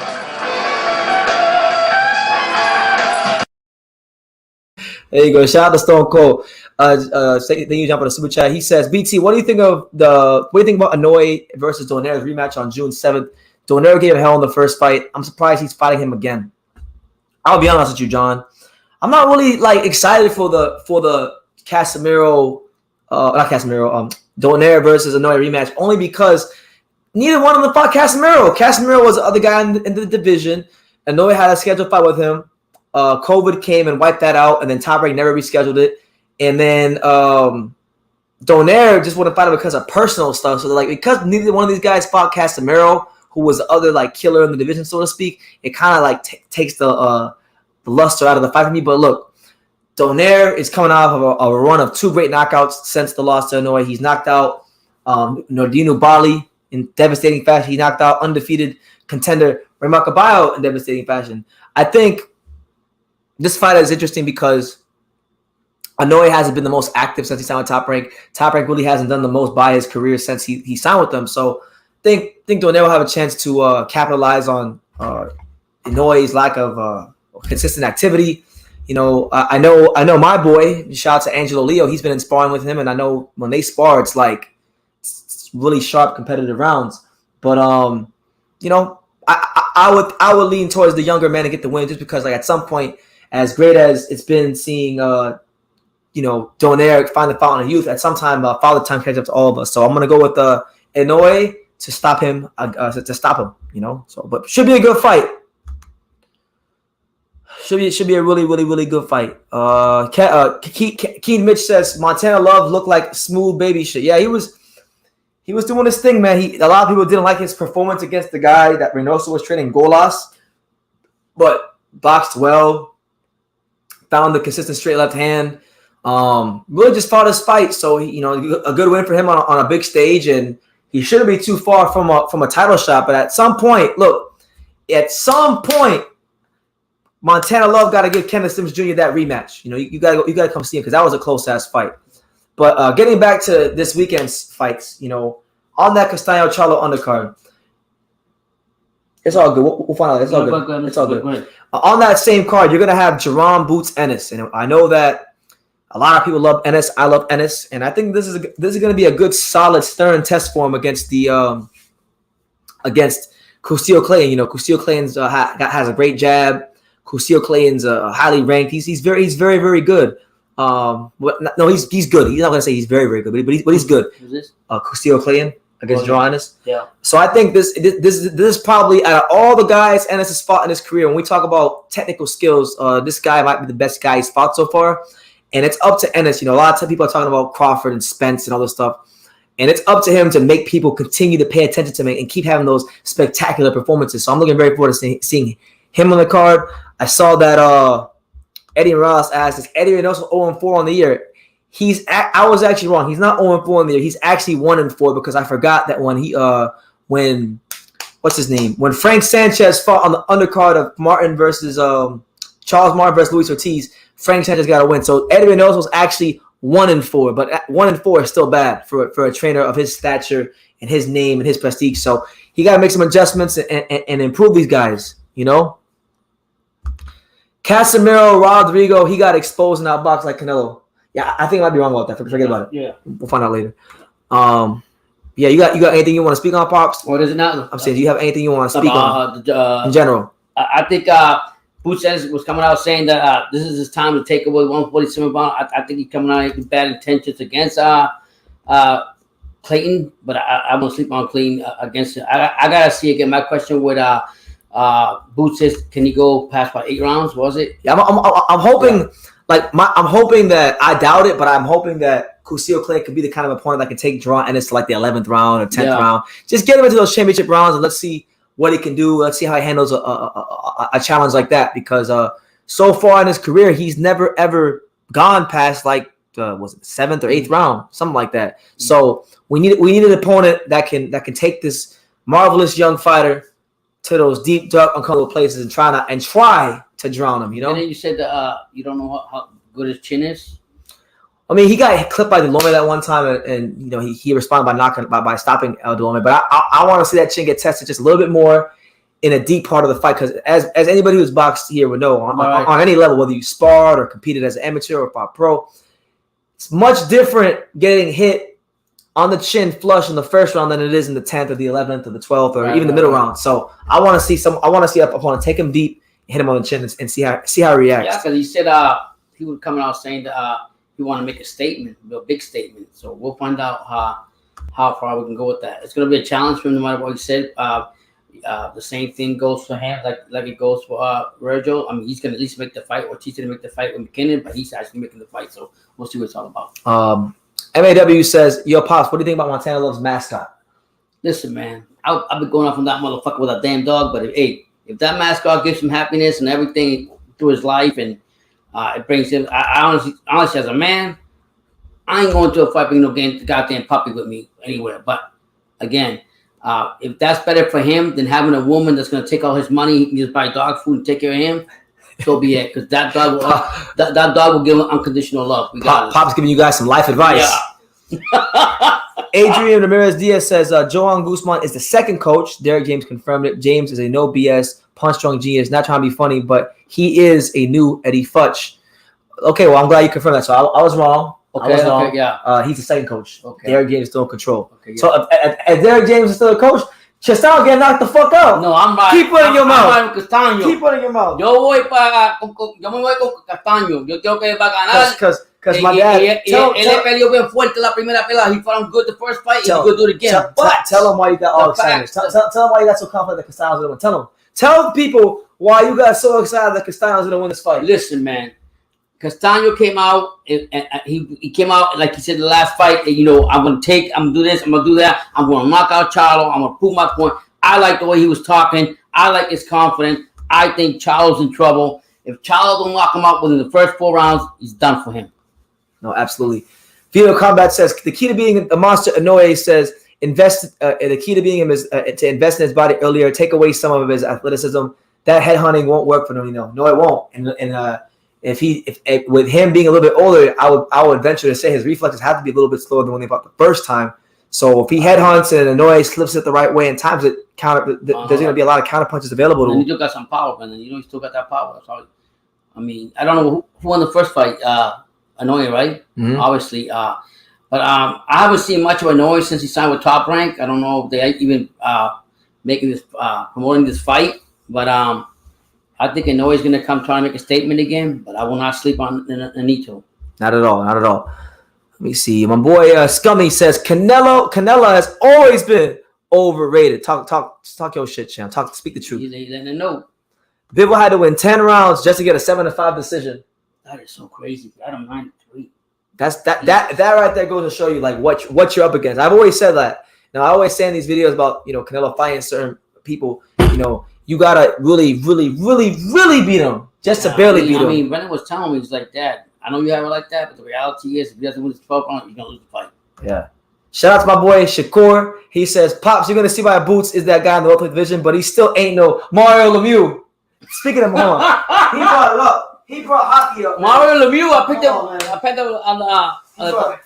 he brought hockey up, champ. Oh no, he brought hockey up. Shakur brought up hockey, so you know what? Hey, I'm wearing this the rest of the life. Shout out to the greatest show on ice since Disney on Ice, the Florida Panthers, for getting the win.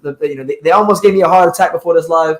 I didn't think they were going to win, but the series is 2-2 now. Come back to South Florida, so I'm happy. Shout out to the Florida Panthers. But, listen, Jerron Ennis, when we talk about, I want to say, because I've heard this question asked a lot of times. A lot of times people say, BT, who do you think will be who's a young fighters that you think have pay-per-view star potential? Jerron Ennis is one of them guys. I think Jerron Ennis is one of them guys that has a chance to not just be like a good fighter, but a great attraction, like a great attraction. I mean, he's got the way the boxing world talks about him. He's coming, but I'm a big Virgil Ortiz, but I don't know what's gonna happen with him. I would love to see that fight. They don't even know what weight class he's fighting in because now they claim that he had a condition he can't make 47 anymore, right? And I like Virgil, but I'm gonna say this. And then I'm gonna go to my boy Sean to tell his comments because I see him in the chat. Yeah. If you stay at 47 and you don't fight Michael McKinson, I know it sounds funny, but I consider it a duck because they had a signed contract. Now, going to my main man, Sean, because I know that Sean, that's his wife's page. Shout out to Sammy as well. She says, LMA, he said, laugh my ass off. You really changed the name of your channel. I had to, champ, because, Sean, I've taken a lot of abuse from these Canelo fans. So I figured, you know what? Bivol put on a masterclass performance. And if Bivol didn't have the performance he did, I wouldn't have changed the name of my channel. But for the next week or so, I'm leaving my channel as Canelo Exposed by Bivol, and then I'll change it back to True School next Monday. We having fun with it, Sean. I know a lot of people are gonna get triggered, which they have already, but I'm having fun with it. But I hope you're good. I still gotta go watch some more of the interviews on Fight. Hey, Sean, hope you're feeling well. Sean, if you want me to talk to Eddie Hearns. Because you don't need to be putting you're too good of a report to be put up in the nosebleed session. Bad her or not, I'll go there and I will beat the fuck out of him because you deserve more respect than that, and that to me really pissed me off. Yeah, it is what it is. Boxing, media, politics, as usual. But it is what it is. I know Sean's didn't let. No, he handled it like a champ. Yeah, and that's why I respect him so Sean, much. man. I don't know how he done it. Adrian Ramirez says, "Congratulations, BT, on the amateur venture with Sean Porter." BT, the new Doug Fisher. I appreciate it. I appreciate getting compared to Doug Fisher. He's obviously great at what he's done. So, and you met him too. So, and he said with Sean Kellerman, Sean Lampley. Call him Sean Lampley.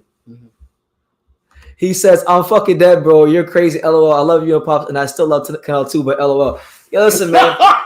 Canelo made $50 million. So me changing my channel name don't do nothing to him. I'm just having fun with it. I say he's having fun. That's all. Yeah, but eventually he got a good laugh. We're gonna have to change our name eventually. Yeah. So man. But what were we talking about before? We were talking about Boots. Yeah, Boots said, I was telling you about what he's gonna do. No, he said he's the next pay-per-view star. Yeah, I was saying like Boots to me of the young like American fighters, he's one of the guys that I really think has a chance to become a pay-per-view star. Obviously, he's gonna Ryan Garcia. Him too, but Tank. I mean, you asked Leonard Ellaby, he is already. No, because Boots has a style. Like Boots has a style that I think anybody who doesn't even like boxing, like if you could tell a friend to watch this guy fight, and they're gonna see somebody special. Right. They're gonna see somebody that is worth remembering and paying that hard-earned money for. I think it's all about Boots just getting that visibility, and once he gets it, he's gonna skyrocket. Yeah, we saw Sam Reinhart came in clutch. I'm happy they won, because if they would have lost this game today, I would have been very, very, very, very distraught. I like that guy from Philly that you always talk about, man. He trains crazy, but I like him. I think he's gonna be big in this division. Atif Overton? Yeah, man. He was Atif dancing. Overton. He was dancing and sparring, and I was like, oh, this guy's crazy, but he's having fun. He's enjoying it. You gotta love your job. Gotta love your job. But I think Atif Overton, a guy that I think not a lot of people know about right now. Southpaw, 6'3" or 4", light heavyweight from Philly, right? From Philly, I think that's a guy that has the chance and the tools, just so long as he keeps his head straight and keeps learning and improving. I think that's a guy that will be the light heavyweight champion of the world in like 3 to 4 years. Really, really good fighter. Keen Mitch says he's not buying this Montana Love hype. He says to hell with the bullshit. Like Victor Postal will be Montana Love, the Iceman. I mean, I think, in my opinion, I think he's matured a lot since the last couple of fights and everything. But hey. You could be possibly right. I'm not going against you. When I first seen him with a dog, I was like, what in the world is this? That's that Ohio. I've never seen that. People from Ohio are different. Different. They're different. You got a big fight with a good challenger, and you're gonna bring your dog to the middle of the ring while you warming up. If it helps him be comfortable, who are you or the next man to criticize? You're right. He won. He ain't lost fight with the dog yet. He's 2-0 with the dog. That's right. He's 2-0. So stop hating. Yeah. Oh, you know what? I completely forgot. So the other fight card this week that nobody's talking about is the return. No, him too. But the return of the Crusher on Triller. Oh, Kovalev? Cruiserweight division, watch out. And they got the Vargas fighting on there too. That's right. What do y'all think about the Vargas fighters? Do you think they're gonna be anything good? We'll get to them. Okay. In a second, bro. Okay. Let's get to Kovalev, man. Yeah. We ain't seen Kovalev since since Canelo put him on, starched him and knocked him the hell out. Mm-hmm. So it's crazy. It's crazy how like in boxing you can go from here to here so quickly. Like once upon a time, Sergey Kovalev was the number 2 pound fighter in all of boxing, right? He was the guy that when he fought, you had to watch him fight, right? Wow. And then now it's like he's just there now. So I'm looking. I mean, I know a lot of people don't care about Kovalev. Mm-hmm. I care about Kovalev. I want to see what he does at cruiserweight. I don't think that he's got much boxing left. I know he's not going to box.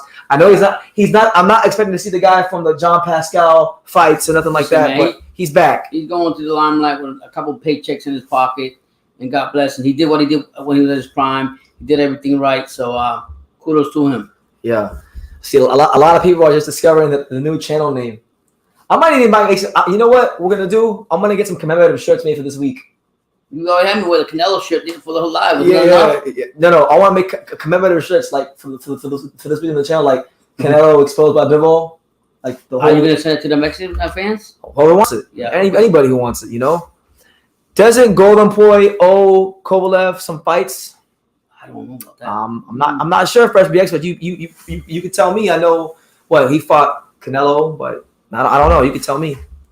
But he's not signed with the Menus, right? So you know what's crazy is it would probably be very easy for him to get fights on Golden Boy, because for those that don't know, the new CEO of Triller is David Tetrio, who worked with Golden Boy as recently as December of last year, because I met David Tetrio myself in San Antonio at the Gilberto Ramirez versus Uniesa Gonzalez fight.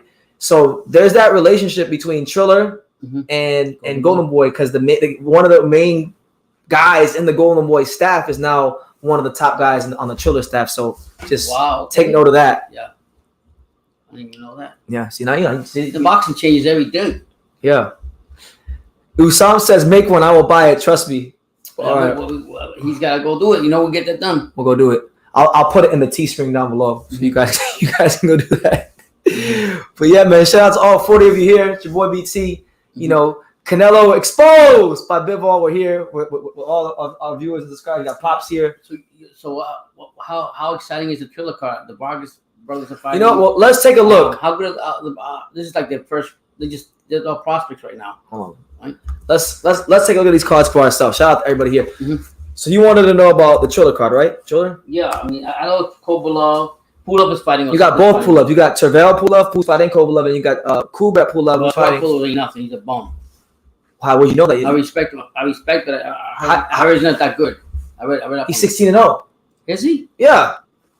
He hasn't fought like nobody that great, but let's see. Okay. So here you go. So this, for those that don't know, this is the Triller card. It'll be this Saturday, May 14th. Brought to you in part by Ryan Kavanaugh and the fine folks over there at Triller. So let's just work our way up. So you got Emiliano Vargas taking on a guy named Mark Salgado. Now, let me tell you guys something about Emiliano Vargas. I spent a lot of time in Vegas, spent a lot of time in West Coast recently. Over the last year or so, I've been spending a lot of time on the West Coast. And Emiliano Vargas is someone that universally, I hear everybody say that this kid right here is going to be the next superstar. He's the next. That's a little one, right? He's the next pound for pound, A-level, creme de la creme, Mexican-American superstar. What weight class he fight? He is it's a hell of a question. What weight class does he fight? And we'll find out. He can't be that heavy. Lightweight, 135. So okay. He's turning pro at lightweight. Super speed, right. Super defense, super hard to hit. Looking very forward to seeing him fight. You got the other brothers who I both heard are good, but they're not as heralded or as hyped up as Emiliano. Even the brothers say he's kind of hard. So he'll talk a lot, but he's not like really like a stuck-up kid. Yeah, I bet him nice kid. Yeah, so nice I like kid. that. Probably for me, the highlight of the card is going to be me watching Evan Holyfield. The son. I love him. The son of the real. That's a stock. The son of the real deal Holyfield. Evander Holyfield. Now, God bless him. This kid Evan.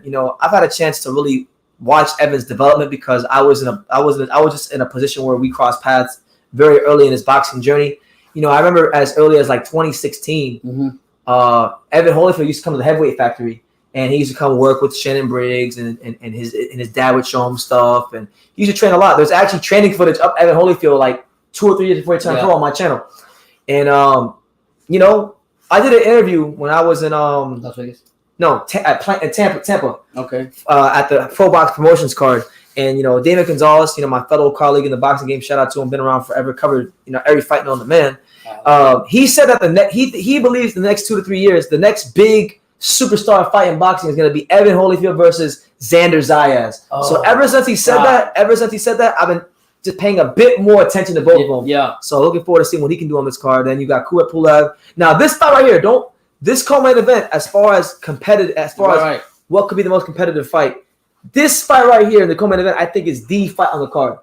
You're going to have Kubrat Pulev, who hasn't boxed in quite a long time. The last time we saw Pulev, Anthony Joshua was out there looking like Riddick Bowe, styling all over him, beat the shit out of him, right? He's taking on a guy in Jerry Forrest who hasn't had any luck in his last 2 fights, but clearly won his last fight. Now, Jerry Forrest had that fight with Zhang Zhilei on the Canelo Yildirim undercard where he got dropped, like, what was it? Yeah, twice. He got dropped twice in the fight. No, 3 times. He got dropped 3 times by Zhang Zhilei. And then Zhang Zhilei lost a point for holding, right? So despite being knocked down 3 times, he won all the rounds with the point deduction and got a draw out of that somehow. And then he fought Michael Hunter and beat Michael Hunter clearly. It was one of the worst robberies of 2021. He should have got a victory over Michael Hunter. Yeah. He exposed Michael Hunter, all right? And, he didn't get the benefit of the doubt. So he's coming off 2 draws, yes, but he's a much better fighter than the last couple of fights would indicate on paper. So, I love that fight. That's a great crossroads fight, and it's a chance for Jerry Forrest to really get that first one on his resume, first big name on his resume. So, and then you got Kovalev versus Tervel Pulev. Kovalev hasn't fought since Canelo. Tervel Pulev, looking at his resume, he hasn't really fought anybody outside of Bulgaria. But I'll take just for good measure, I'll take a look at the resume. See Tervel. The only thing I knew about Tervel Pulev was that he was the guy that Jenny Sushi was giving a lap dance in that video. Remember that? It was Tervel, and then they caught him and exposed him.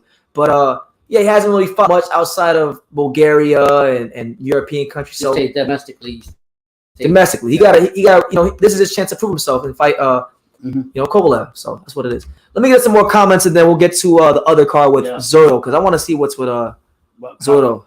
Yeah. So man. Shakur is going off. He says, "Bro, even Charlatito ain't Mario Lemieux." Yeah, man, he's going crazy with that Mario Lemieux shit. He don't know hockey though, does he? He knows who Mario Lemieux is. He just found out about him 2 days ago.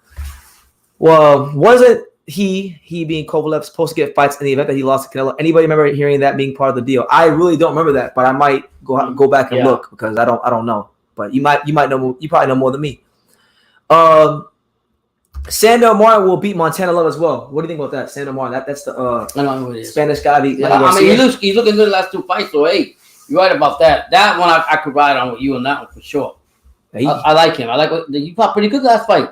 Yeah, he did. Yeah. He's getting better. He's really becoming a real factor and a real contender in the 140 division. You know, very slick, very fundamentally sound southpaw. So yeah, watch out for Sandor Martin. You know, Viva España, Spain coming to boxing. They're making some waves. Yeah.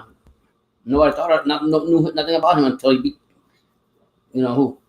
Shakur wants to know, is there any news on Andrade? There is actually some news on Andrade. It's not necessarily big news, but there was some news that I did see on Boxing Scene before I came on this live. So supposedly, gotta find it, but supposedly, where is it at? Andrade and Parker will not be happening at Pride Park anymore. I guess they're gonna work on. Let's read the article because I don't know. Yeah, I didn't read the article. I just saw that. So supposedly, they sold 15,000 tickets for this fight, which is good for a fight at this level. Yeah. The biggest ticket seller, as always, was Nathan Haney. You know who Nathan Haney is? Nathan Haney's like the Romford Bulldog for Frank Warren.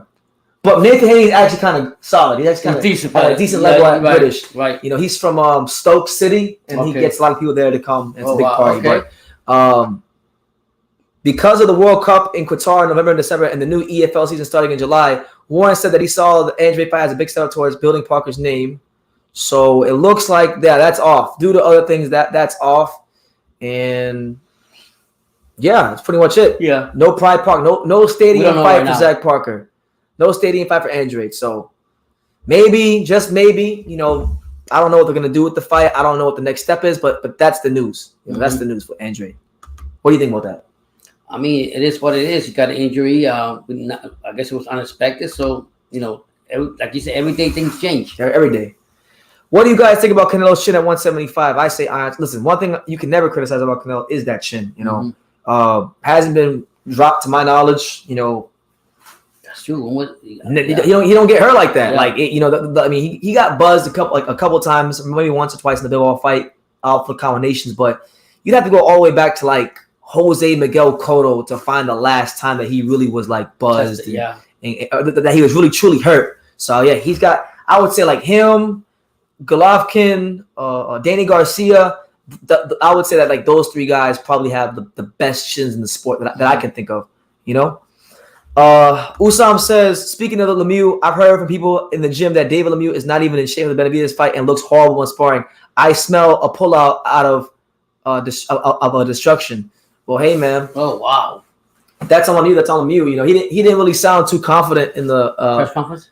In the virtual press conference because I had a chance to watch some of it, and he was like, just gave the generic answers. Wasn't really enthused. Didn't seem too enthusiastic about the fight. So, if that is the case, if he is out of shape, Usam, then he needs to pull out because one thing about Benavidez is nothing to mess with. No. He's gonna come in there and he's gonna go to throw those. He's gonna come throw those grown man punches and too. what route will Benavidez go if that happens? That's the question of the day. Andrade, there you go. Okay. The stars would align. Both guys, Lukowicz got to agree on that. Lukowicz. They better agree with it because Canelo ain't fighting. Canelo's at the table. Canelo's gonna fight probably Bibble next. You still think so? I think so. Next, Benavidez versus Bibble. I wish, man. That's really the fight that I want to see. Granted, because we can't be disrespectful to Joe Smith Jr. We can't do that to Joe. New York's own. Joe is a dangerous fighter. He's gonna go in there, win, lose, or draw, and he's gonna let them things go. He's gonna let his hands go. So he can knock out Benavidez and ruin everybody's. We don't know. The boxing's so crazy. But in the event that Benavidez does what he's expected to do, I would love that fight. I think that to me there's no more interesting fight in boxing than that fight. That's a hell of a matchup. Right. I'm not even sure who the hell I would favor. Now Fresh BX, me and him are on the same wavelength. He said next step up should be the GGG Andrade fight. The GGG Andrade fight in the fall, but it's wishful thinking. It is wishful thinking. Yeah. Because Golovkin was waiting on the Canelo stimulus. You know, he was getting that big check. He was waiting for that too long. He wasted that whole 2 years waiting for a fight. Look what happened. Waiting for Camille Schmechter. I could have. Kudos to him. He at least gave congratulations to Bibble. Who? Gigi said, good on him. Congratulations, but I lost my money. He lost his money. You just burned $18 million from me. Hearn said Canelo has to come back strong to get a automatic rematch. Well, we'll see, man. Like, look. So basically, saying he's got to have a couple other fights before he fights him again. If it happens. If you want to guarantee that Canelo come back strong, just make the Yildrum rematch. Yeah. Because somebody mentioned that he should like Yildrum to get a win, but you know, I'm not gonna talk too bad about Avni. Avni's a friend. Yeah. Basically, he's just gonna have to. Basically, he's saying, I'm not gonna put my money out there for you again because, yeah, you're the face of boxing, but I'm not gonna lose that money. Oh, I'm glad. Okay, so I just remembered. I wanted to take a look at this Gilberto Ramirez card because I know he's fighting this Dominic Bozell guy who I've never heard of, and it's hard for me to. It's hard for me to not know somebody who's fighting in a main event. Yeah, he's a both. I mean, man, at least you know me if I fight. Gumball machine. Yeah, the gumball machine fight. Let me see. So, let's see, Gilberto Ramirez. I want to see who's on this card because, you know, I wanted to watch Zotto, but then I really do too many favors with the card. So we got so it's a 4-fight card. I'm not sure who these guys are, but you got I know this guy. So we got John Ramirez, aka Scrappy Boxing, a very young, explosive, super flyweight prospect. Guys, look out for John Ramirez. Really good fighter, really fun to watch. He's fighting for the NABA vacant super flyweight title, and that's going to be a regional trinket that will allow him to push his career forward. So not a bad fight. You got in the co-main event, you got William Zepeda taking on Rene Alvarado. Now, for anybody who's ever heard me talk about William Zepeda, I'm not really high on William Zepeda. I think he's the basic come for Mexican fighter, but I don't even think he's all that. I don't really see what everybody else sees. Now, Alvarado, he's coming off 3 straight losses, 2 to Roger Gutierrez, and then the Lamont Roach fight, which I was at. I was at the Lamont Roach fight, and that was the best performance of Lamont Roach's career. So now this is really like a do or die fight for him. They're bringing him in to lose. They're bringing him in as an opponent. He knows what's at stake. So, you know, hopefully Alvarado could show what he's about. I think Zepeda doesn't really have no footwork. He loves to come on the inside and close the gap. So that's going to be a fight for him where he's going to have his chance to land his big power punches. But that's probably the highlight of that card. That card is really. Which one is Zoro? Zoro. The only good fight is Rene Alvarado versus William Zepeda. What do you expect, Golden Boy? You know, but it is what it is. Mm-hmm.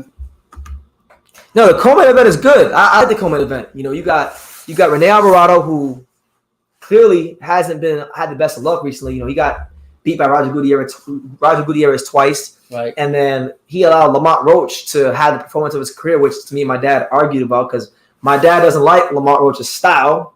Remember that? Mm-hmm. Yeah. We were going back and forth on that. So, you know, sure. It's not that good of a card at all. It's actually trash. It's a trash card. It's not one that I'm going to be mad about if I don't get to it right away when I make videos because we got a lot of boxing on this week. We got, you know, we got the Triller. We got Triller. Castaño and so basically the Castaño and Charlo card is probably the best one. Yeah, I would say so. Yeah, Golden Boy used to put some good fights on, didn't they, back in the day?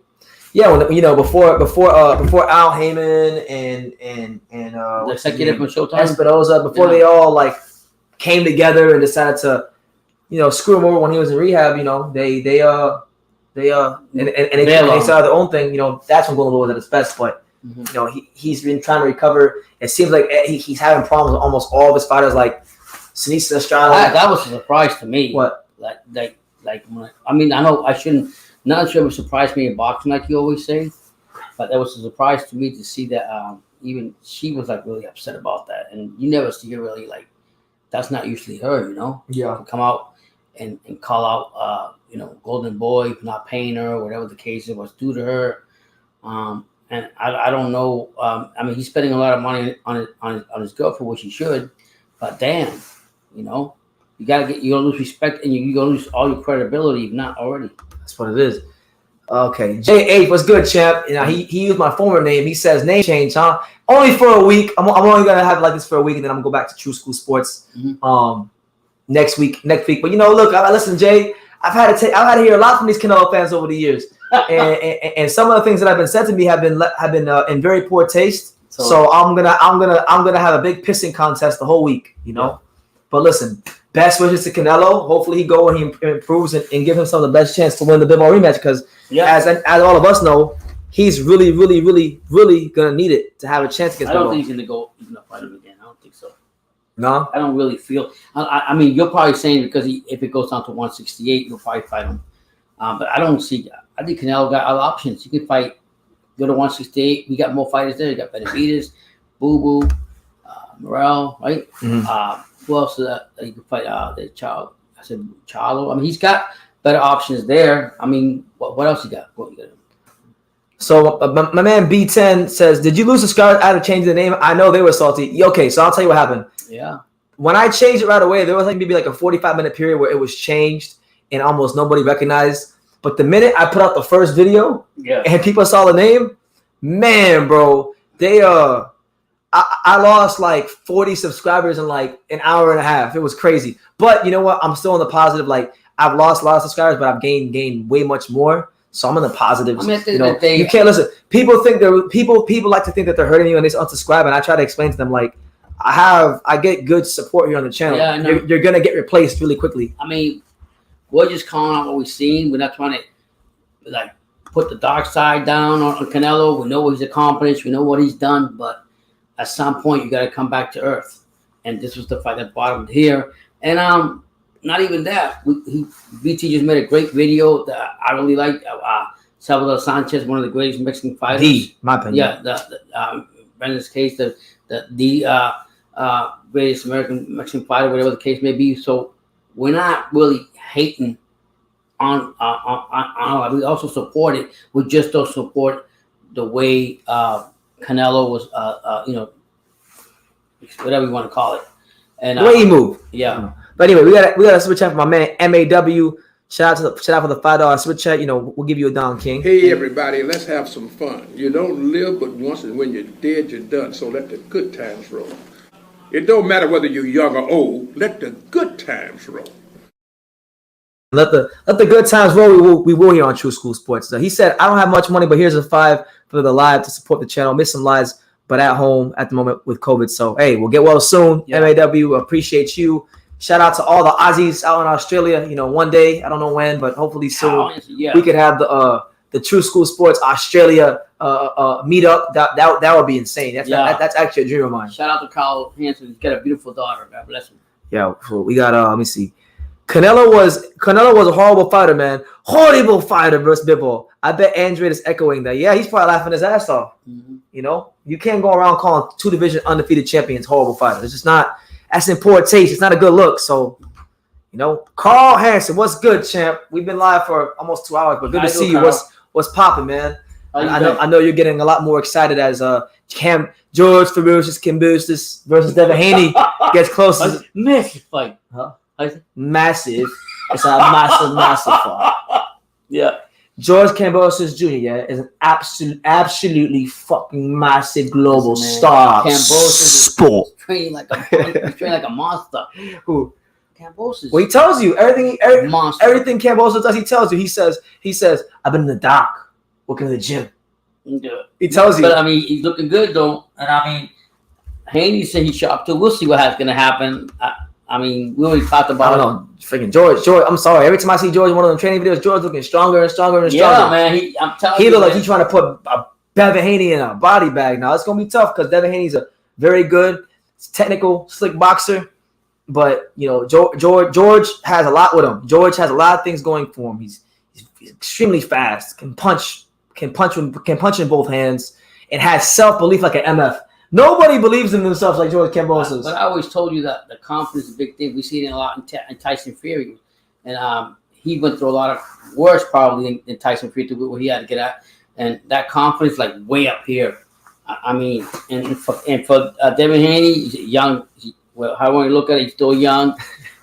This is the biggest fight under the lights. And he's going to going to have to come out and show what he's all about. So a lot of pressure. As much as you want to say really on Cambosis, I think him being young and dealing with this in the limelight away from home is big. You know, Devin's sparring 10 rounds while George sparring 30. I'm telling you, he's a monster. Cambosis is getting too cocky for my taste, man. He's acting like he's been that dude. He did it very well against Argentina, but he's new to the top. Take it down a notch, my man. Well, look, I'll be honest.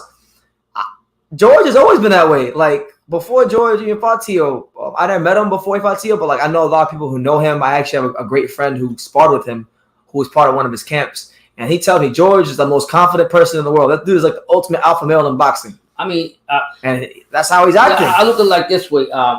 When he was in the top, when he was coming on the come up, nobody really see who he was and everything. And all the guys that were on the top of the mountain, Teofimo, IE, and so forth, so forth. What they do, they talk the talk and they walk the walk. They talk the shit and everything else when we got up there. And one thing I will say about him that Teal did that cost him the fight, he became complacent. Not with Cambosis. Cambosis should get his flowers. Should be able to talk all his shit because he beat one of the supposedly one of the best fighters in that weight division. And one thing he didn't get complacent. He knows where he has to be at in that gym.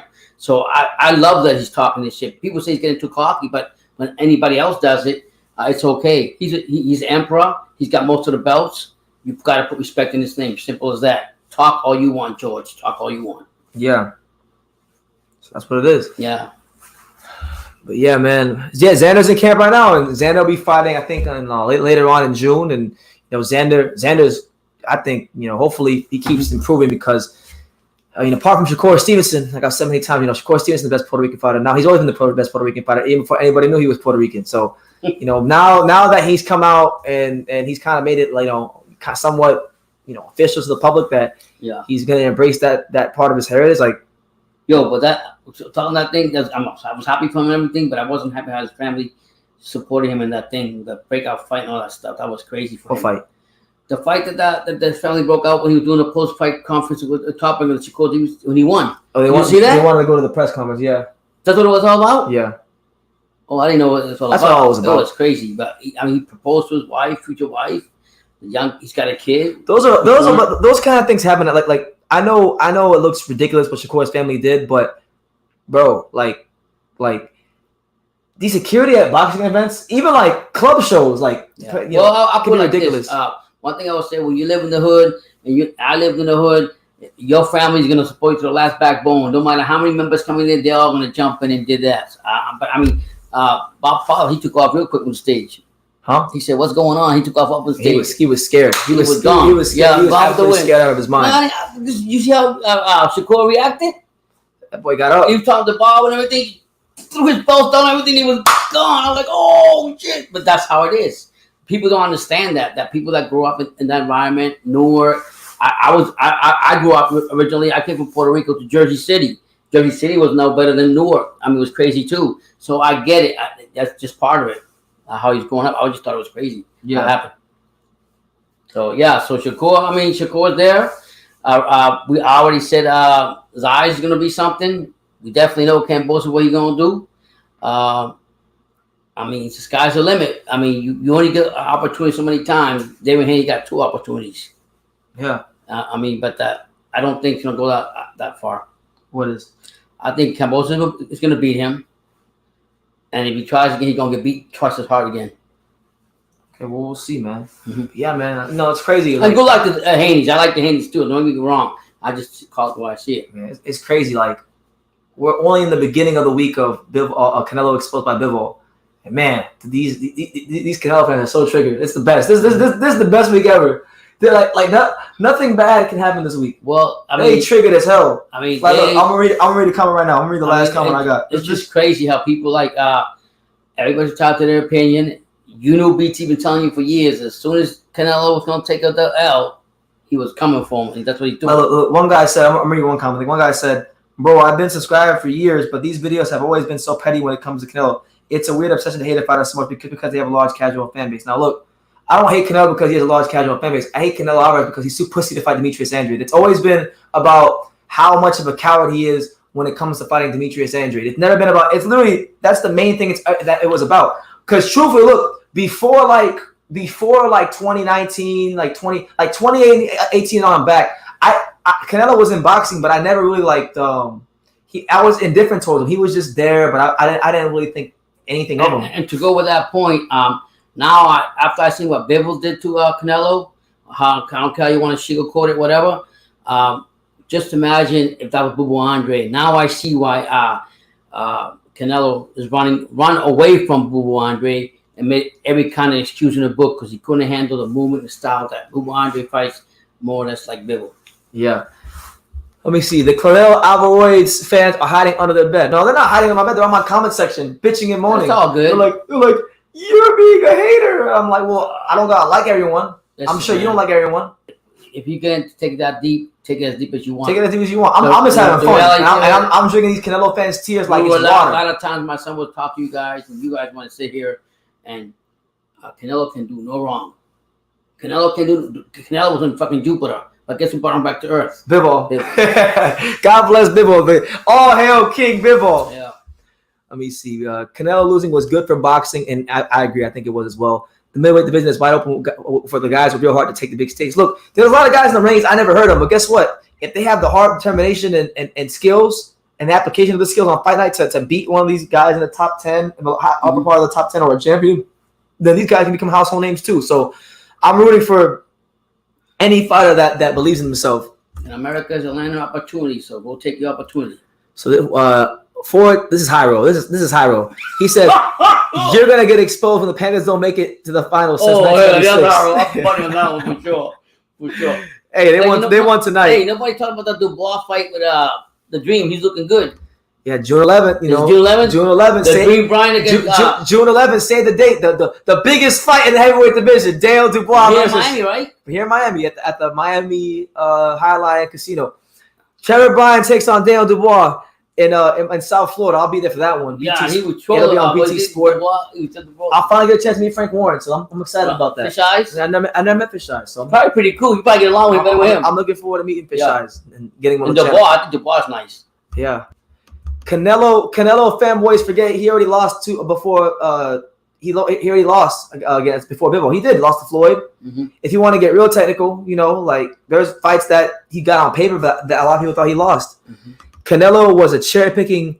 Canelo was a cherry picking of the beef and the other clown and cherry picked the wrong dude this time. He did. He grabbed the wrong side of the fucking branch. Did you see the? I was watching when they had the post conference.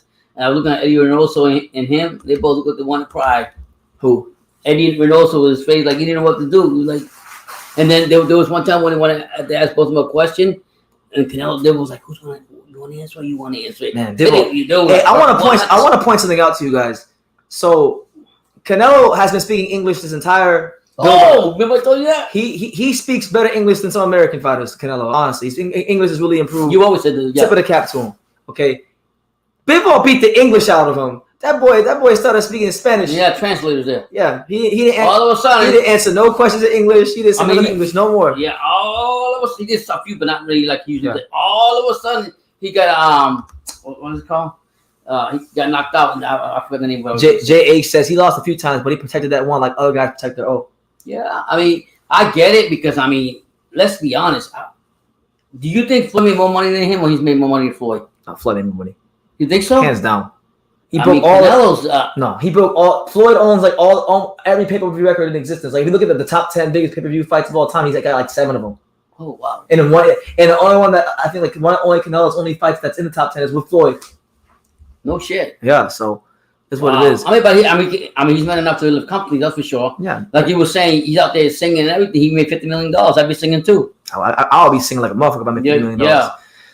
Hyro, what's up, champ? Good to see you. He says, what's up, BT? The president of True Cool Sports. I just came here to say hi. I'm taking a break from boxing for like a week. If Arthur better be able to lose, I'll be gone from boxing for a month.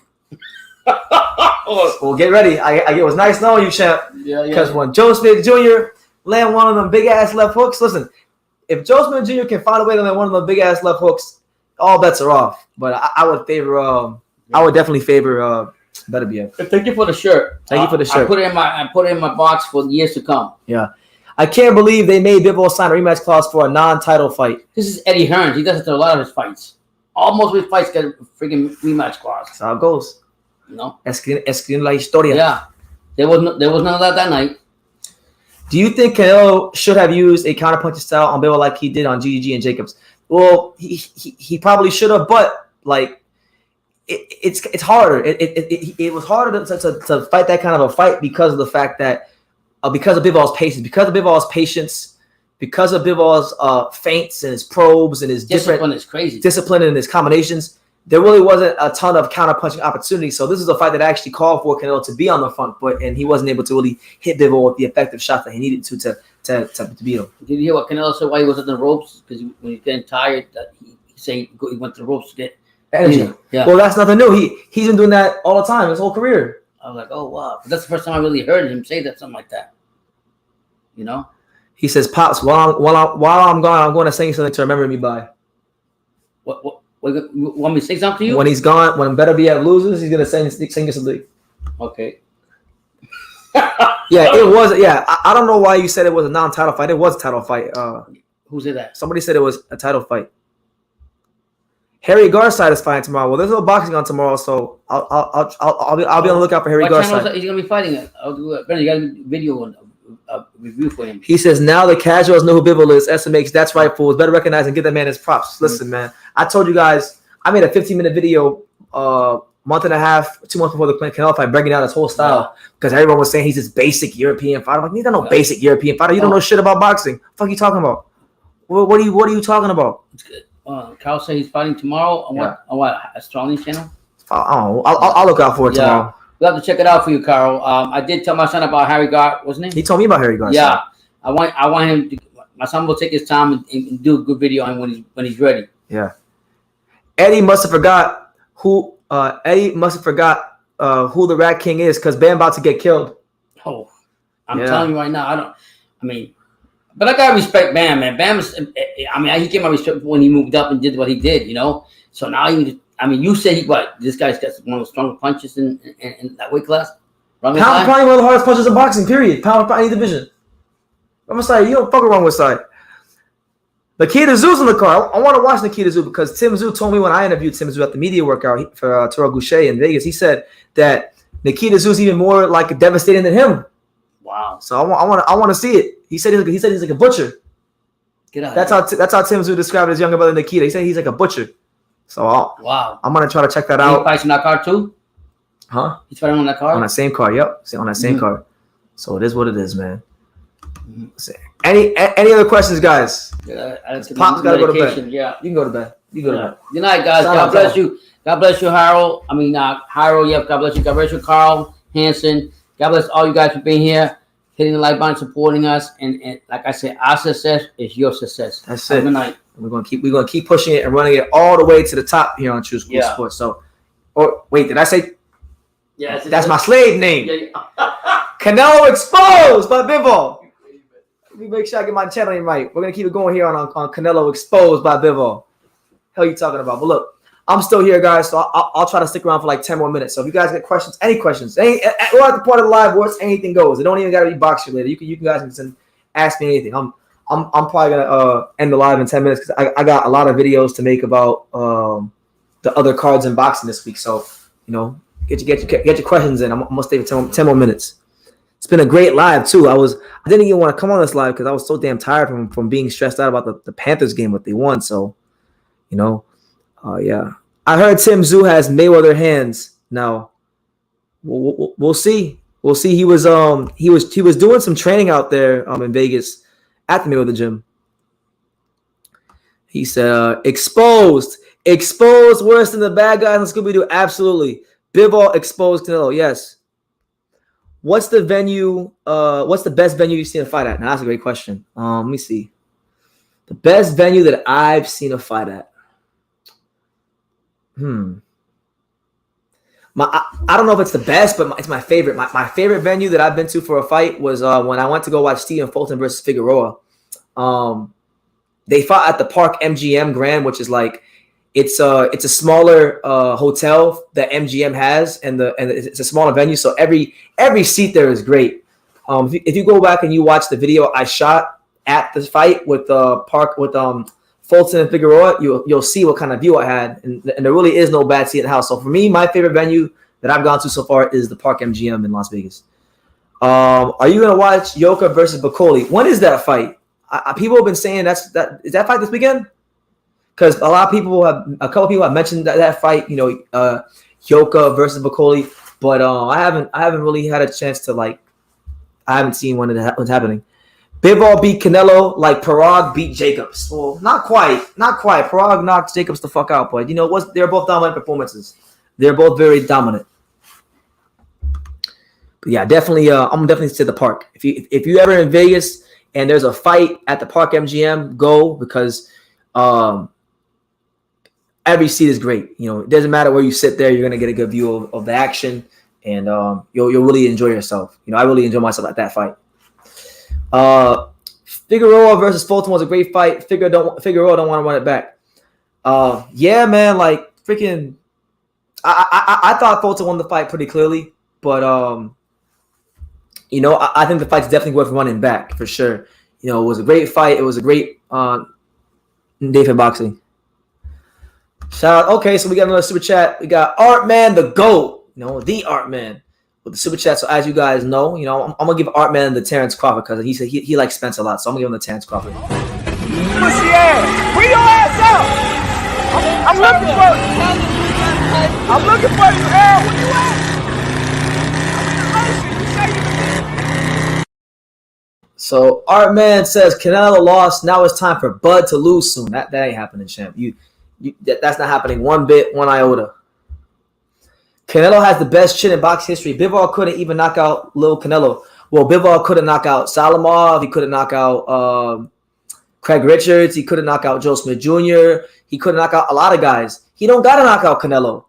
Bivol has 7 straight unanimous decisions. And the last time he stopped someone was a guy by the name of Sullivan Barrera. So, he doesn't got to knock out guys. He's mastered the art of boxing.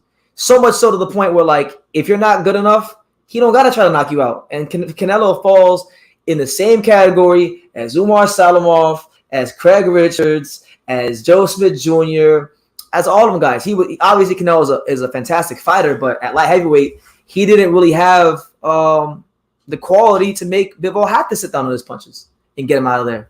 So that's what it is. Shout out to everybody here. He says, who wins between Ennis and Clayton? I have to watch more of Clayton, but I think Ennis wins it by a late stoppage. But I'm gonna watch some more film on Clayton so I can give you a better opinion on that. So if you come back to this channel later on in the week and I'm live, ask me that question in a couple days and I'll give you a better answer. Let me see. Do you realize Craig Richards won more rounds than the so-called pound for pound number 1? He did. Craig Richards actually looked all right in that fight. And, Craig Richards got a big fight coming up with Joshua Buatsi. That's a fight where I'm slightly favoring Buatsi, but I think Craig Richards has the size and the awkwardness and a little bit of power to give Buatsi a little bit of trouble. So I hope he wins. I met him in Vegas. Nice guy. Loves the sport of boxing. Be nice to see a guy like that progress his career forward. Because he really came up the hard way, and he fought some really good fighters as the underdog, and domestically in the UK, and he's overcome those things. So I would like to see him become a more highly rated world level fighter. Buatsi's a guy that has been tagged for greatness ever since he turned pro. So I'm looking very, very forward to that. D-Style, he says that it seems to me Canelo was getting hurt in the later rounds. Yeah, he was. I think Canelo was towards the back half of that fight really trying to figure out, do I want to go for the gusto and try to get a knockout, or do I want to just go 12 rounds? Because he wasn't really that aggressive. He was breathing really hard. But I thought he was hurt a couple times and played it off very, very well. He really behaved well when Bibble hit him with some big shots in those combinations. So credit to Canelo, but he still got exposed. Like don't get it twisted. Canelo exposed by Bibble. There's no doubt about that. You know what I'm saying? Give me True School Sports' top 3 pound for pound. Okay. My top 3 pound for pound. So my top 3 pound for pound is as follows. I'm going to go with Alexander Usyk, number 1. I think Usyk and Crawford could be 1A and 1B, but I got Usyk number 1. Until Crawford beats Spence, I can't put him number 1, but I got Usyk number 1. I got Crawford number 2. And then for number 3, I got Chocolatito. Nobody in boxing in my opinion, nobody in boxing has the resume Chocolatito has. He's been champion. He's knocked out champions. He's been consistent throughout the years, defending his title across multiple weight classes. He's been knocked out. He's now come back to become champion again. He just beat one of the youngest stars around that weight in Julio Cesar Martinez. I think based on his skills, based on the amount of weight classes he's scaled, and based on his resume, you got to have Chocolatito on the pound list. But for me, I got him up there pretty high because I know the extent of his resume. Most people who don't have him on the pound list or just barely have him on there don't really know his resume like they think they do. So I'm gonna go with Chocolatito number 3. If he can beat a guy like you see, I don't know. I want to see him fight Inoue. I think Chocolatito is good enough to fight Inoue in that 5th weight class and give him a great fight and maybe win the fight. I think his body has settled enough into 115 to where now, like if he were going to move to 118, it would be a lot more smoother. And I think he would carry the weight very, very well right now. And I think Inoue is great. Obviously, he's got all the talent in the world, but Inoue, we've seen in the past, he's not the most defensively sound guy when you put a volume puncher in front of him. And that's exactly what Chocolatito is. The most responsible, masterful volume puncher in the sport today and of the last couple of years. So, Usyk, Crawford, Chocolatito. That's my top 3 pound for pound. And another reason why that fight is so significant, because I made a video where I talked about this. That fight's also significant because that will be Chocolatito trying to become a 5-division champion. And there's not too many 5-division champions in boxing. Canelo is a 4-division champion. There's a good amount of 4-division champions, but not too many 5-division champions. That 5th one's always the one where you got to go a little bit outside your comfort zone and really show the extra bit of quality. So I would love that fight. You know what I'm saying?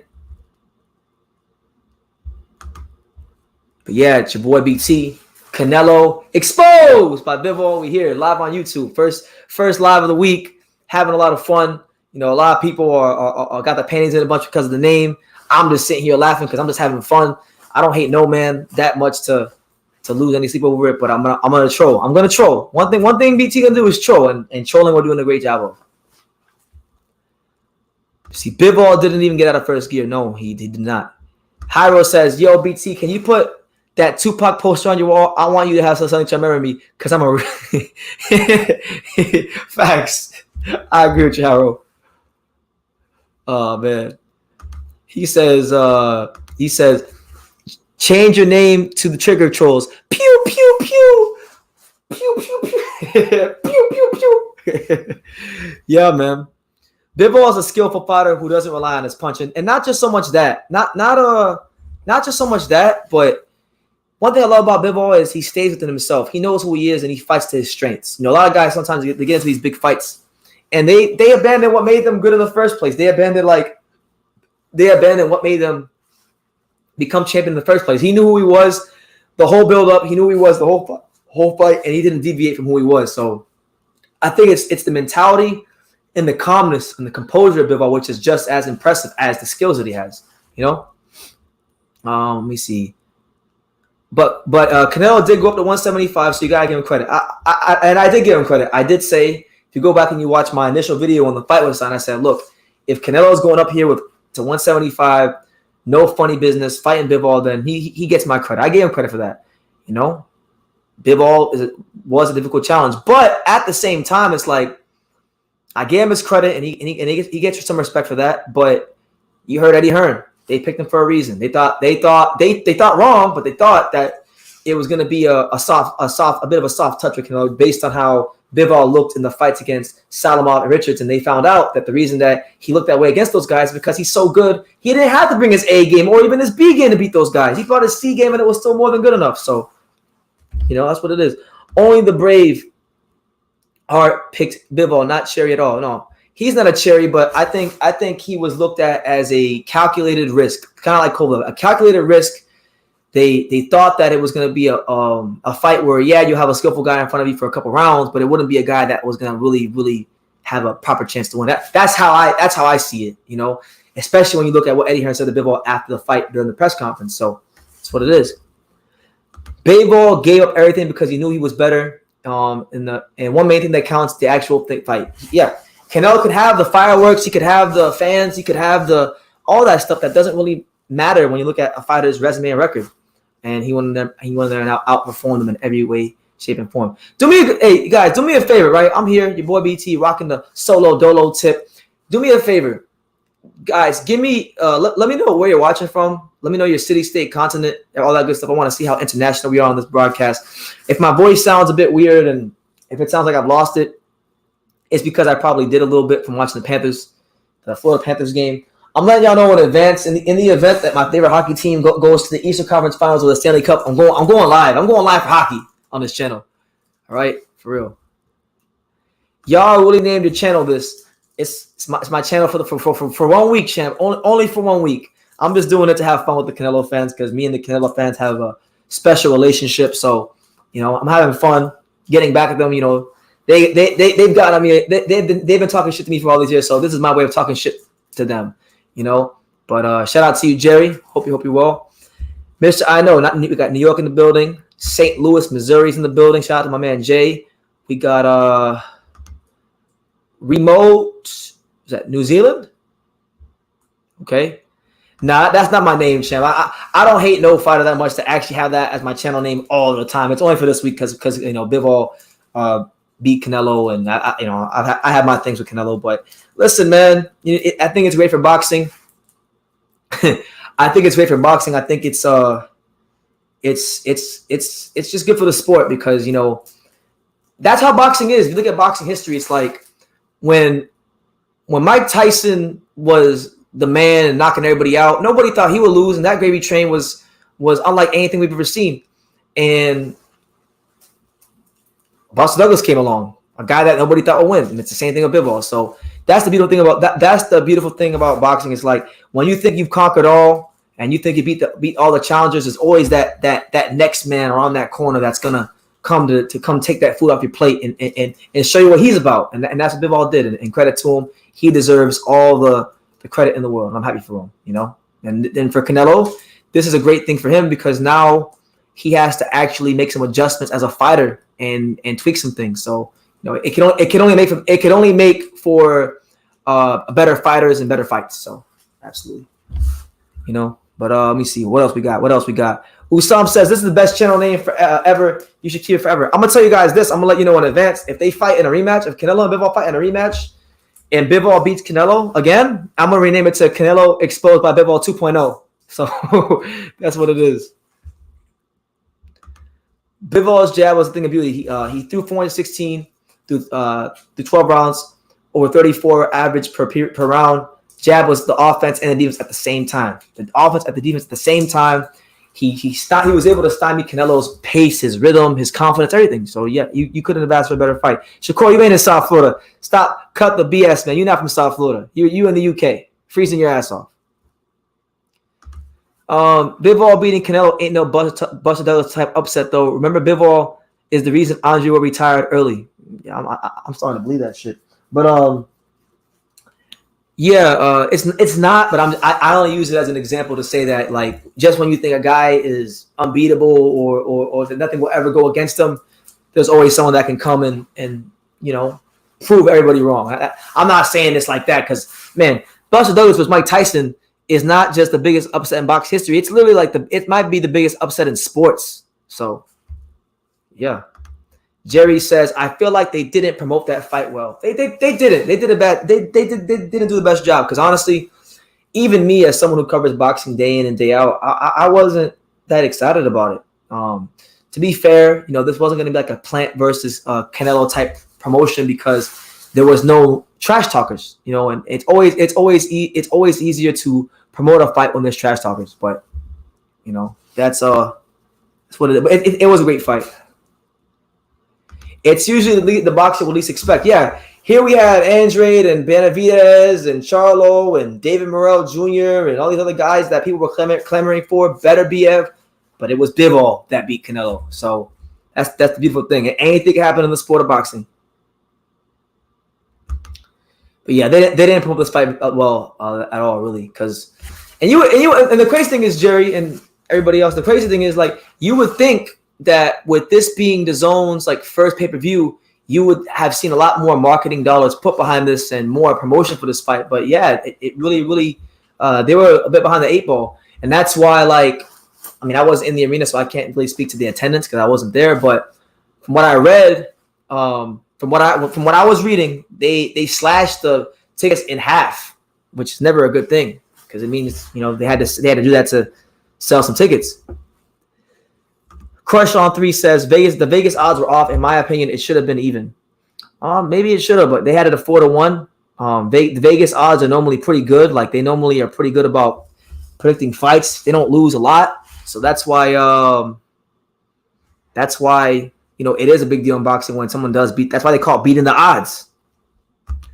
A lot of people talking shit about Canelo, but the thing is, Canelo didn't choose no bum, and people were thinking Bivol sucked. SMH when Bivol the whole time was supposed to unify before the pandemic. He was. I talk shit about Canelo only because he's avoided a lot of fighters like that I wanted to see him fight. Bivol was a good fighter, but I don't think he picked Bivol because he thought it was the best challenge out there. I think he picked Bivol because of how he looked in recent performances. He saw something in those last 2 performances against Richards and Salamov that made him think that he's a good fighter, yes, and it's a good challenge, but it was a very, very calculated risk which didn't pay off. But I know for a fact that him and Heron thought they were going to blow right through Bivol, and that wasn't what happened. Right, but I think they were afraid of the backlash. Remember, it was some who didn't want the fight because of the Russian invasion. Yeah? I mean, they still disrespected the man by not playing the anthem, which is the least you could do. I mean, for Christ's sakes, the guy's putting his life on the line for your entertainment. He's putting his whole reputation and namesake as a fighter on the line on pay-per-view against Canelo. So at least give him that common courtesy. Buster Douglas broke my heart. I ain't gonna lie. Mike was my first favorite as a kid growing up in the 80s. Yeah.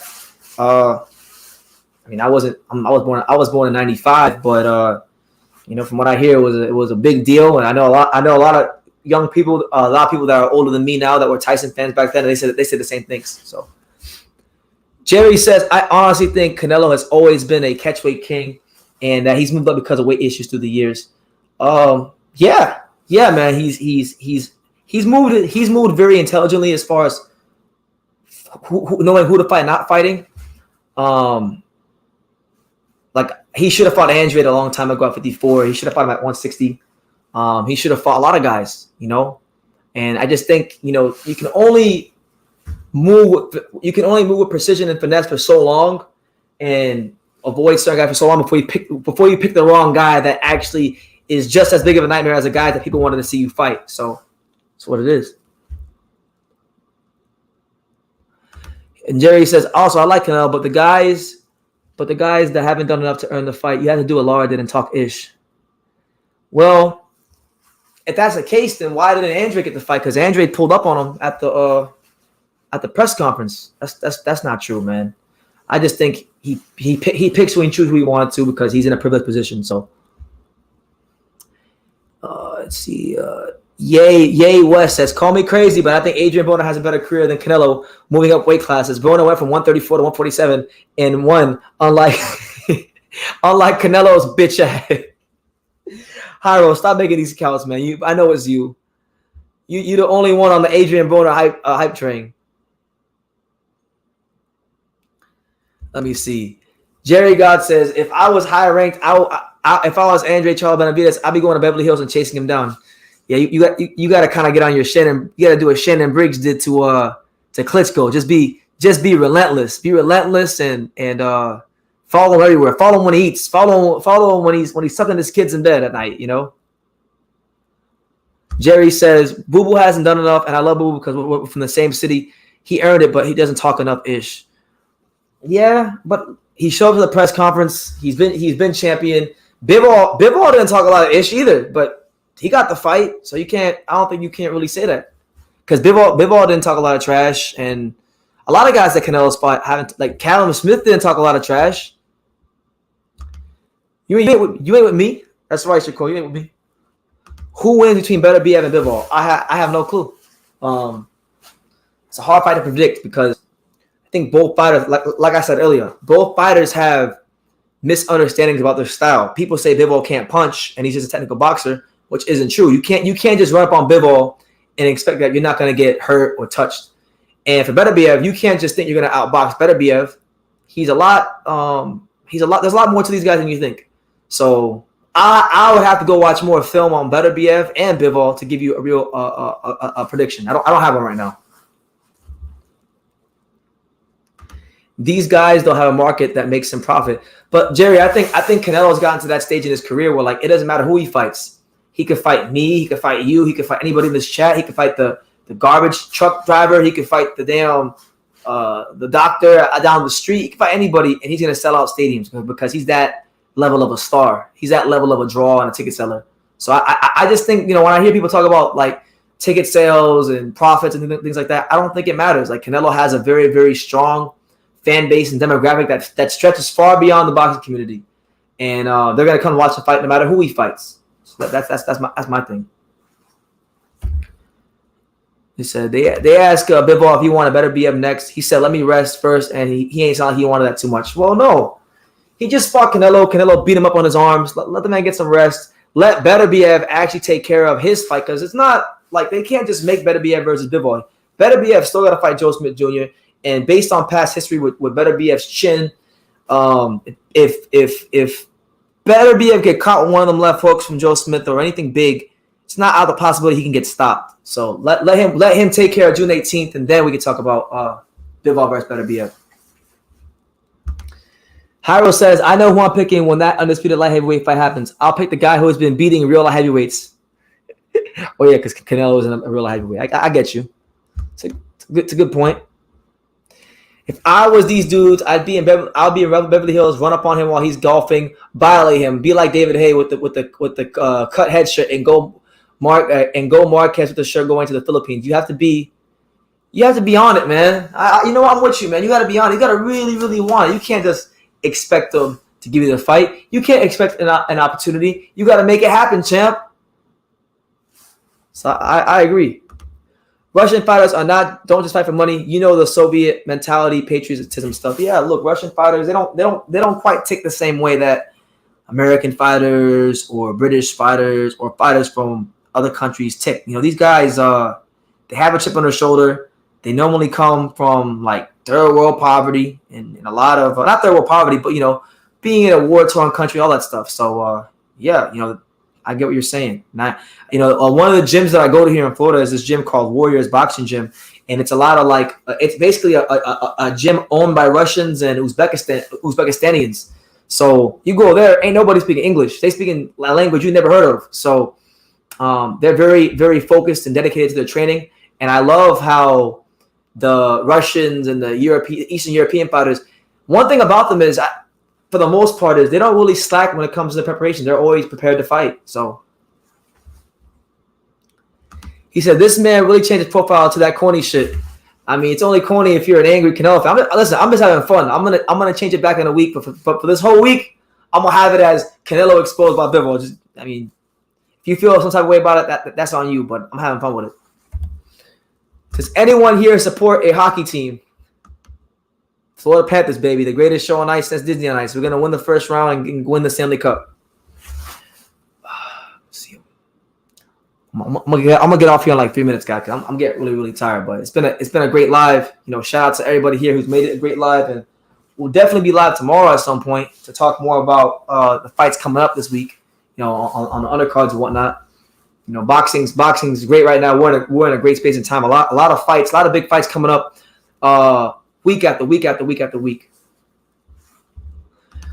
I can't believe the most delusional trainer in boxing, Joel Diaz, won. He might be the trainer of the year compared to Reynoso with his tracksuit looking ass. Man. Joel Diaz, man. Not really big on him as a trainer, but I agree with everything you said, Jefe. I agree. That's not true. A lot of people watch hockey, Eddie. What do you think of Mike Tyson's assessment of Canelo's failures to establish a jab in the fight? What I'm gonna say is this: you can't use what you don't really have. Like, for example, like Canelo does have a jab, but it's not something that he normally relies upon. It's easy to say he could have had jab more, but the thing is, it's not so much about what Canelo didn't do; it's more about what Bibble was doing. There was a reason why Canelo wasn't throwing that jab, and a lot of it has to do with the fact that Bibble is a very hard guy to time. You know, he throws a lot of feints. He's very good at changing speeds. He's got different kinds of setups and different kinds of combinations. He's just a hard guy to deal with. So I think that's a big part of why the volume, the output of his jab was so low. But you know, Mike's an encyclopedia of boxing. I'm never gonna say I know more than Mike Tyson about boxing. So he's well within his right to say what he said. Yeah, it was a bit more, but than he could chew. I think personally he should just go to 168 and give the fans the fight they were asking for in the first place, like Benavidez and them type of guys, you know. Very, very disrespected, you know. No anthem, no nothing, no country. He was a Californian, and he never complained once. So he acted like a man, and much respect to Bibble. And on that note, guys, look, it's been a great live. Shout out to all you guys here that rolled it out with me and really made it a fun live. We're back live tomorrow again. So make sure you guys come by tomorrow night. We're gonna be live, and we'll be live this weekend for Charlo versus Castaño and all that good stuff. So look, if you're new to the channel, if you're new to Canelo Exposed by Bivol, make sure you subscribe. We got a lot of great content on the channel. We do love the sport on this channel. So on that note, I'm good, Chad. I'm good. I'll be here tomorrow. On that note, guys, you be blessed. Take care. And like I say in every single one of these videos, you can love me or you can hate me, but I'm just a kid from Dang It. So until next time, take care.